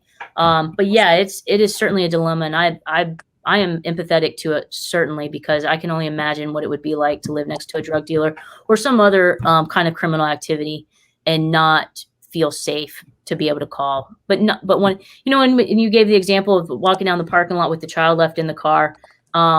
And there's a little bit more anonymity, and I can never say that word. You can distance yourself from that person there, but when it's in your own neighborhood and you don't have a way to leave that neighborhood because of financial reasons, then yeah, I mean, it's a tough spot. But then it goes back to the kids who grow up in that environment. Right. And that's a huge thing. I'm sorry. I wanted to switch, and because I missed it when Gaddy was still here, but I wanted to ask, because you were both minorities, how, as a female on the force, as LGBT plus, Q plus, as a Black man on the force, like what, I love the barrier, bountiful breakage, all of the things, but like, I feel like there's also a moment where you want to be you and not that label too. So how do you have that balance where you're like, yes, I want to represent my community and my people and myself, and and I'm doing that with honor, but at the same time, still separating that enough for you to be you? And then does the community even allow you to do that? Or, you know, because perception's 50% of, I think, who you are. So, I mean, kind of, it does matter how they see you too and what they're labeling you as. So kind of how does that interaction or those, how does that play for you? So it's interesting. When I put on the uniform, particularly the traditional patrol uniform, they see me as police officer. Right. Yeah. They don't see me as female. Most of the times, they don't. Most people, if they're just looking at me, unless I offer it, or if in other ways I indicate that I'm a member of the LGBTQ plus community, they have no idea. Female cops, they have their own. I mean, their own kind of stigma. I feel like, you know what I mean.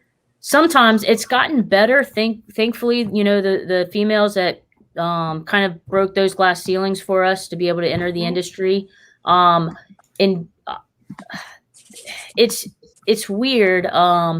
There, I've had guys that have encountered on the streets, citizens, who certainly underestimated me and my ability to do my job. Mm-hmm. But it's been the rare occasion. That's Most good. people just see the uniform and just assume I'm there to help. And I try to focus on the majority. You know, I try not to let those small instances, have a big impact, and balance myself to realize I've had just as many positive interactions with males on the streets or whatever.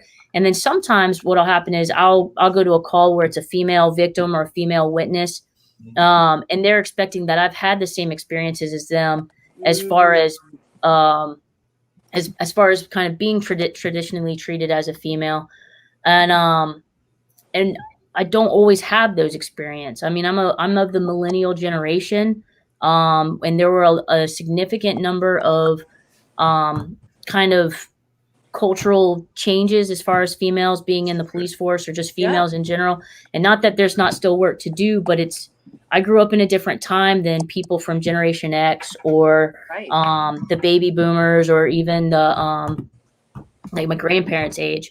So like it's just different. So sometimes I'll have older females who have assumed I've had the same experiences as them, and I've had the opportunity to sit and watch panels with women who've been in the industry for a long time and hear their stories, and I go, wow, I never experienced anything like that. Like I've always been treated like one of the guys. That's so beautiful, though. So but that's not.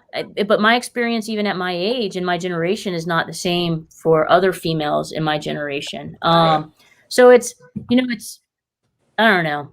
It's hard to answer that question because I don't feel like I always fit the mold in those things, no matter where I am. But it's good to break the mold sometimes. It's definitely good to break the molds. But you can admit it. You went ahead and beat up Jacoby a couple of times on the pal, and you definitely body slammed him a few times. So we're sure that you took Jacoby out a couple of times, and he just doesn't want to admit it. So he's just laughing at me because he knows that I'm telling the truth and everything.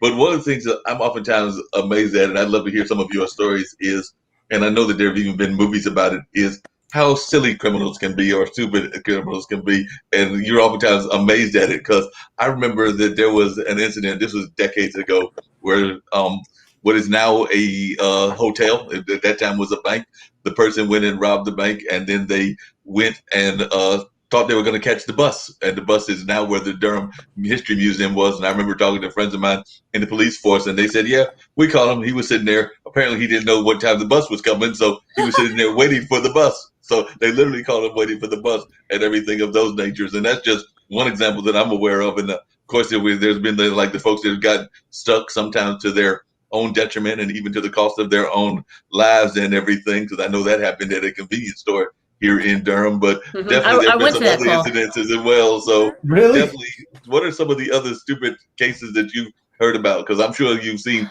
silly criminals. There's so many weird things. I had a snowstorm several years ago. We had a robbery come out, and so we responded to the robbery. But there's snow. I mean, there's like 2 or 3 inches of snow on the ground, and we just followed the foot tracks to where the person ran. So it's, I mean, lots of silly things. you know, and we get, you hear the crazy stories about people calling 911. You're like, oh my God, why would anybody call 911 for that? I had one, I work patrol sometimes on the weekends, and I got a call from a nearby pizza place. A lady was calling that she didn't, the restaurant was not allowing them to use the restaurant. The bathrooms were closed because of the pandemic. The bathrooms were closed. She was trying to negotiate the price of her pizza because the bathrooms were closed.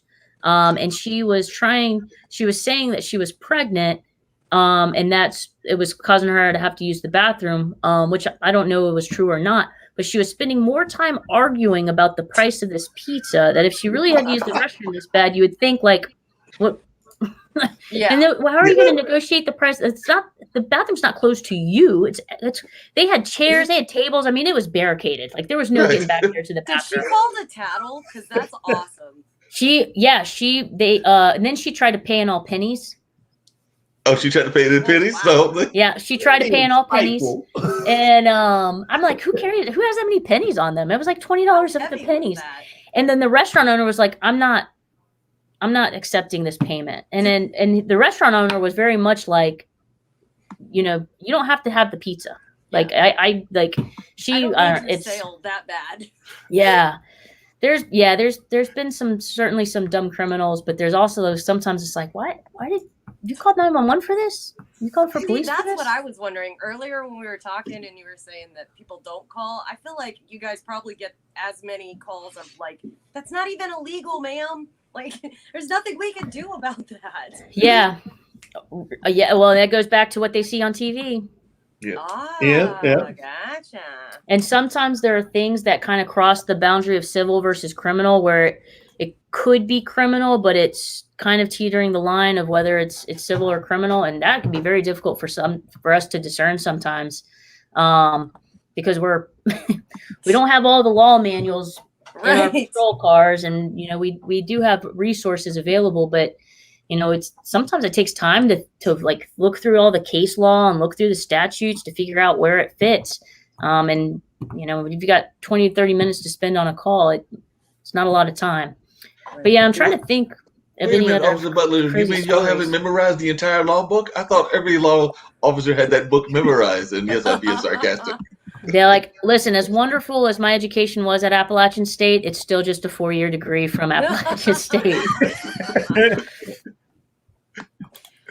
You know what I actually haven't gotten to hear, and I'm just curious, is what is your favorite thing, like your favorite part of being a cop?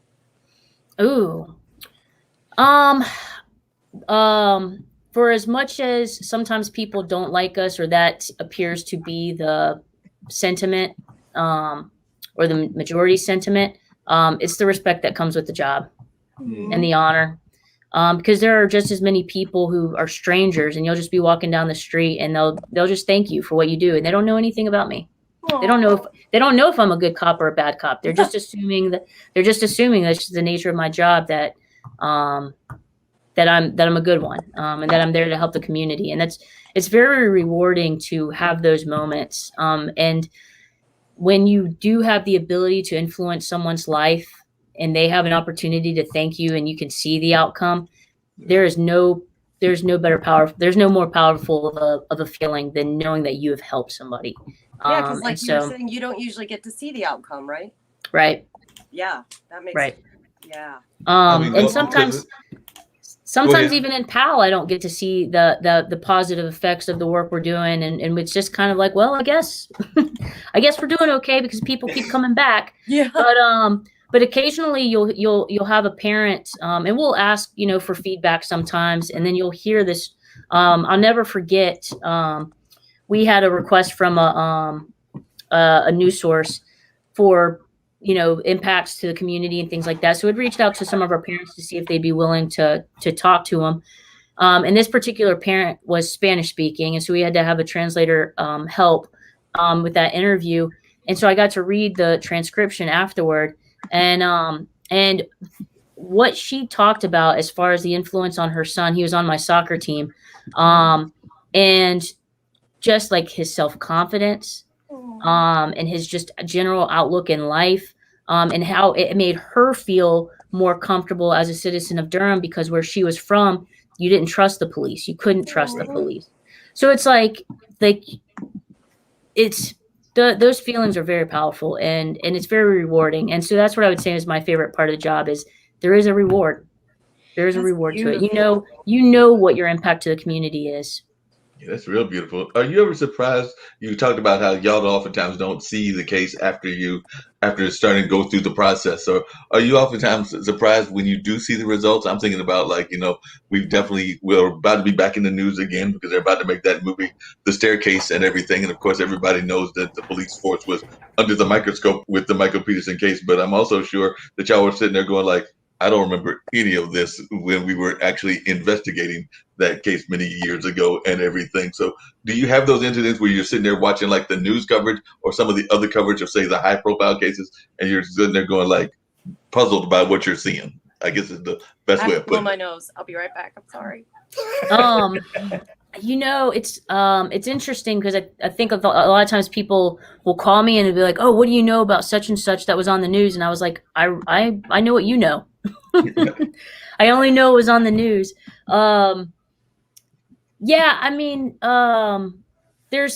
There's always some sort of element of surprise, whether it's a good surprise or a bad surprise, because I'm not part of that process. There's at least 500 of us in the police department, and right.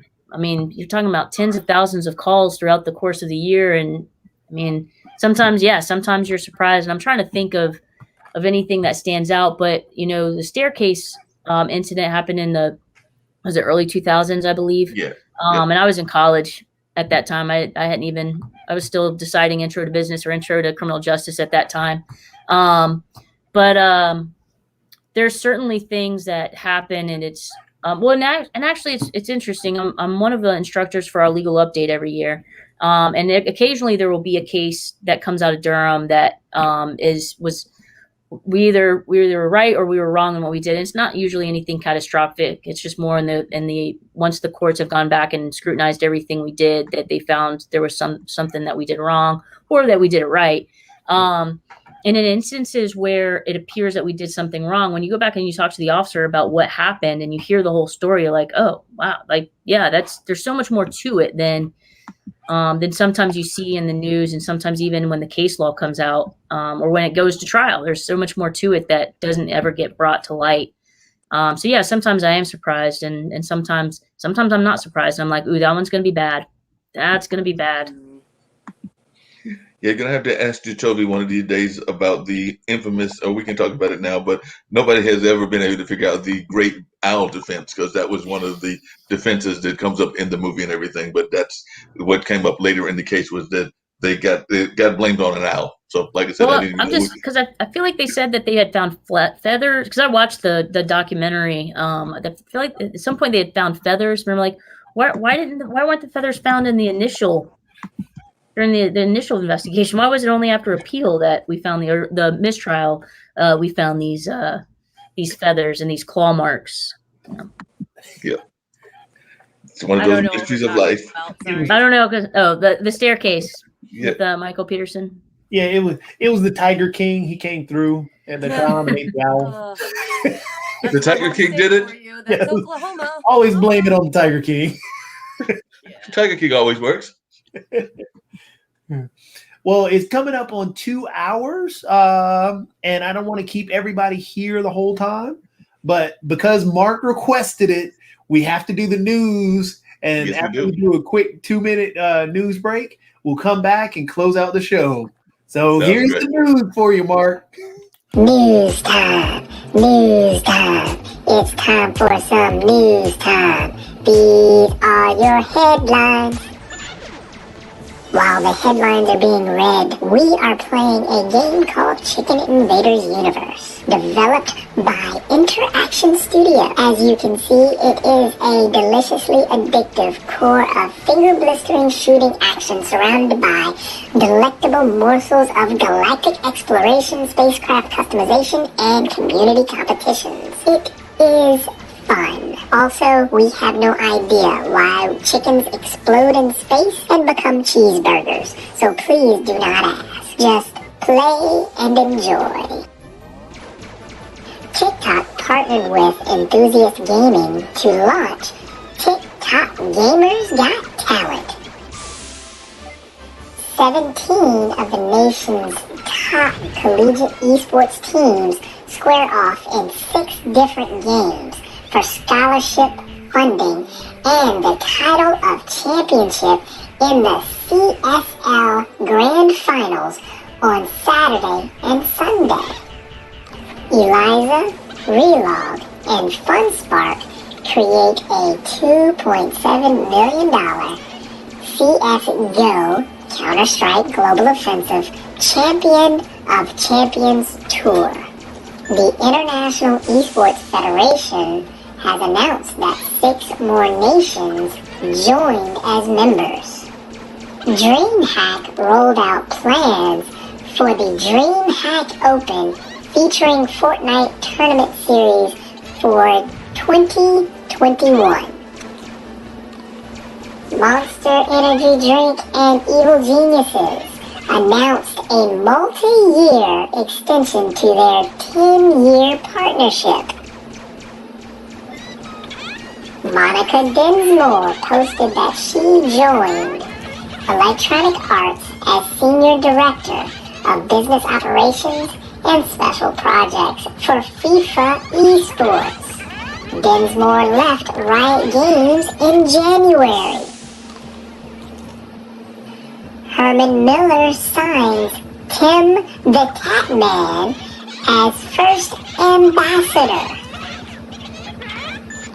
BMW Esports unites its teams in Heroes of Rivalry manga. That is all the news we have. There you go, Mark. There's your Great news. I really enjoyed the news. I'm still trying to figure out why chickens became cheeseburgers, because that was very confusing. The chickens that became cheeseburgers and everything else. And I also love the voice that you created with that news report and everything. So that was I like the egg that dropped and splat when it hit the bottom of the screen. It's an addictive little game. It's free to play, and I'm just going to town. Chicken Invaders. Chicken Invaders with chickens and cheeseburgers. So definitely sounds like something that folks can have as they're having late lunch and everything. If they're having that, if they haven't already eaten, or maybe they can play it during dinner time, which is in a few hours as well. So actually, I think where Siren is, it probably is at lunchtime right about now. So she's about ready to have lunch and all of that. So definitely, I'm digging the game. Just a total set aside that has nothing to do with that, but some other news. I did see, as I mentioned on the show before, I'm a fan of different sports, of course, basketball and football, but I'm also a fan of the Kentucky Derby. So it looks like this Saturday we're going to have the Kentucky Derby, and there might be a black jockey that is a long shot chance to win. So Kendrick Camachi, I believe is his name. So he's a long shot to win. He's actually got an interesting backstory, Jacoby. Apparently his dad cheated in a horse race way back when, because he was part of this fog race. So there was a race that was going on. I want to say it was in Maryland, and there was a heavy fog going on. So he brought his horse further up the track and then ran the horse and won. And then they did some investigation, and they found out that that's how he won, because he eased his horse up. And then when they found out that he won that way, they banned him from the sport for a while. But then he came back, and he's now raised his son to be a jockey, and apparently he's got a long shot chance of winning the Kentucky Derby, the first black jockey in about 100 or so years and everything. So Really? What was his name again? Kendrick, and I think the last name is Camachi, Camouche, if I remember correctly. It's not Jones, Jenkins, Jackson. No. Yes, I am making the stereotype jokes. Yeah, but we did notice that the first name was definitely very stereotypical. Kendrick, like Kendrick Lamar. Yeah. Kendrick didn't become super big until it was Kendrick Lamar. Yeah, that's true. Kendrick was like my name, Jacoby. Yeah, kind of just there.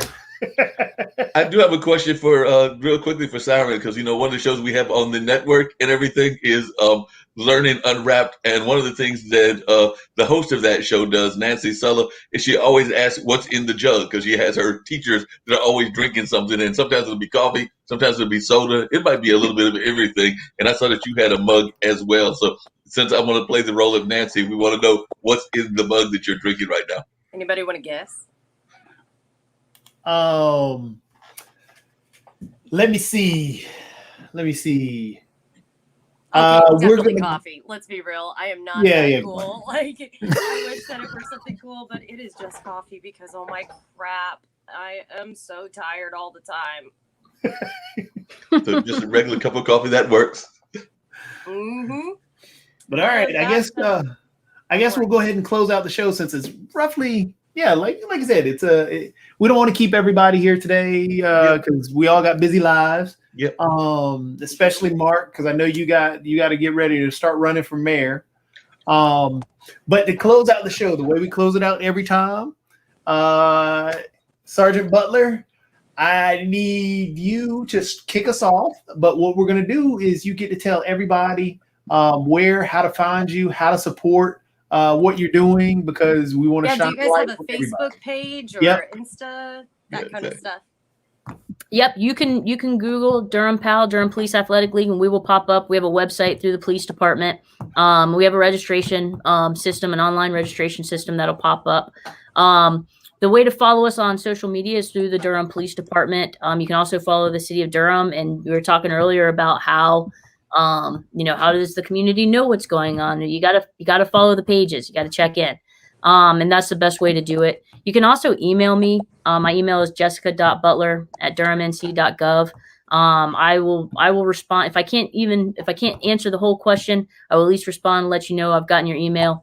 And I'll try to respond as soon as I can. But I will talk to anybody. Jatovia knows I will talk to anybody, and I will take time to talk to anybody to figure out how they can get involved. Either their youth can get involved in the programs, they can get involved as volunteers. We also have the ability to take donations on behalf of the Police Athletic League. So if anybody's interested in donating, or more importantly, helping us fundraise would be awesome. Then we're definitely open to having those conversations. Awesome. Now, Siren, take it away. Tell everybody the same. How do we follow you, find out more, and everything? Hi, everybody. My name is Siren. I am the voice of Cedo Gaming. Cedo is the mother of monsters, so all of us have a monster name. I'm Siren. I'm your mobile gamer, and we'll be your Overwatch gamer. We have Leviathan, who is our Call of Duty player. We have Moby Dick, who is our Fortnite player, and we also have a graphics team with Nessie, Lamia, and Cerberus. We coordinate esport tournaments. We are currently running a solos tournament. If anybody is interested, it's free to enter. It's $50 for first place.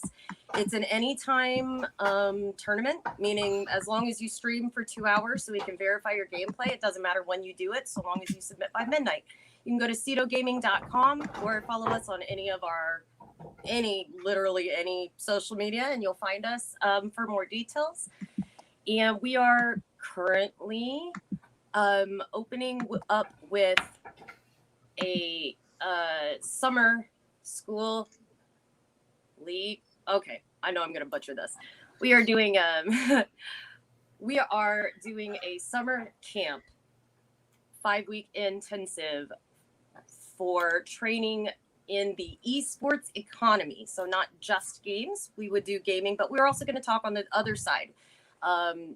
Digital arts, business, actually, entrepreneurial. How do you manage what you do? The tech side, AV side, all of that kind of stuff. So if anybody's ever is interested in anything like that, or getting that provided at your school as a way to become a part of the scholarship network for colleges in esports, please contact Cedo Gaming. We're happy to help. Awesome. Mark, your turn. Well, apparently I'm running for mayor according to Officer Gaddy and Yeah. everything. I did not know this, but if that's the case, then my new campaign manager is Jacoby and my new public relations lady is Siren. So I've already hired them for this job that I'm apparently going for that I didn't know I was going for until today. But on the serious side, if you've got some special events, if you've got some things that you want to discuss on the various other shows that I am part of here on the now international broadcast media about to change to Pod TV, and I'm part of several shows here. Would love to have that conversation with you. You can find me at bluesradio@gmail.com if you want to send me an email, or if you want to be a guest on a variety of those shows, or if you want to talk about doing some special events. I love doing special events on a regular basis, even doing kind of conferences that I'm able to do conferences as well, particularly virtual conferences, as I have some folks that are helping me in that realm also. So if that's something that you're interested in, you can definitely do that. And on most social media, if you look up Lee Entertainment 62, you'll find me that way as well. So Lee Entertainment 62 on definitely Twitter and on a number of the other social media outlets, Facebook and others as well. So that's some of the ways that you can get in touch with me, and we can have some events. We can have some conversations around a lot of things, everything from creativity to social justice to a number of other things that are in my wheelhouse of interest. So definitely would love to have that conversation with a number of people. So definitely come out and reach out to me.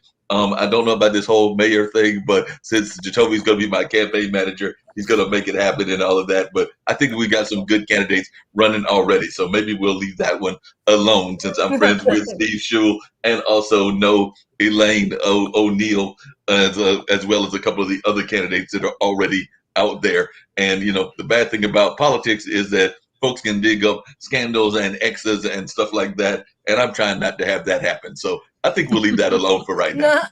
Yeah, because you do have some skeletons, Mark. You know, that's why that door back there is closed. You're hiding out those balloons that you used to get all the time, those love balloons. Well, Is it still alive? Is that balloon still alive? No, the balloon died. The church people gave up. I'm sure that even if there's a crime that we need to get rid of and everything, Officer Butler, we need to stop having the church ladies knock on the door, because they will knock on the door and they will come bringing you balloons, candy. They'll bring you a Bible. They'll bring everything else. There's a certain religious sect of the Christian community that I think does it more than others, but there's several of them that do it, and they can definitely interrupt your day. So I know that's not totally illegal, but in my mind, it probably should be. No, that's all a smoke screen, because what it is Mark has his lovely lady drop off those balloons. That's what I it wanted is. to give him balloons that never die. And candy. The church ladies don't bring me candy. What's going on with that? Yeah, see, Mark, I think that's just you. Well, you know, maybe I just said the right things to get the candy. But I'm sure, Officer Butler, that you have gotten the whole balloons and some of the other things, because I just know they knock on the doors regularly, and you're sitting there going like, good grief, did you have to knock on the door at like, I'm trying to get my regular work going, and they're knocking on the door at like 9 o'clock, or I also love it when they knock on the door as you're just getting in from work as well, like around 5 or something like that. They choose to knock at very inopportune times. Yeah, I'm always in the bathroom when they knock on my door, and I'm like, really now? That's why you got to get the Ring doorbell. So you can sit in the bathroom, just stay there. I'm unavailable. Now I know how you use your Ring. Okay. Yep. All right. Copy And that. then you turn on the microphone right when you flush. Yeah, I'm just screaming in the doorbell like, I know you're there. We know you're there. We know you're there somewhere. Jacoby, you're not getting off the hook. You got to tell folks how they can reach you as well. I tried to sneak out of that. I guess easiest way to follow is always every Thursday at 12 o'clock. Join us here on Bull City GG for the Gamers Den.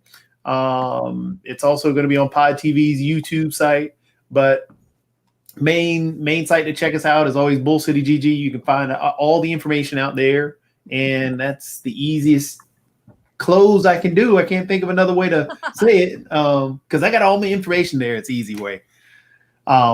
But anyway, I guess, like I said, we'll close out the show now, so everybody can go ahead and have fun in the rest of the day. Be safe. Butler, I think we got to add in this chicken invaders thing to the games because the kids might get a kick out of cheeseburgers falling out of the chickens. Listen, I went home and was playing Bomber Grounds because I got to get better. I got to get better. That was fun. That's a fun game. It's very fun. Yeah, Butler, I'm gonna have to find a way to see whether I think it's Langston. I don't think it's Julius. I don't think it's the older one. But whichever nephew is playing Roblox, I'm gonna see if they can track you down so that they can play a couple of games of Roblox and say that they were playing against a police officer. So I'm sure that either Julius or Langston will be ready to take you on. Oh, they will beat me. There's one little girl that plays with us, and that's her favorite thing is being able to take me out, and she does every time. I can never get away. And she just laughs and laughs and laughs. I mean, it's Siren Bomber Grounds. Bomber Grounds is basically a battle royale of Bomberman. Okay.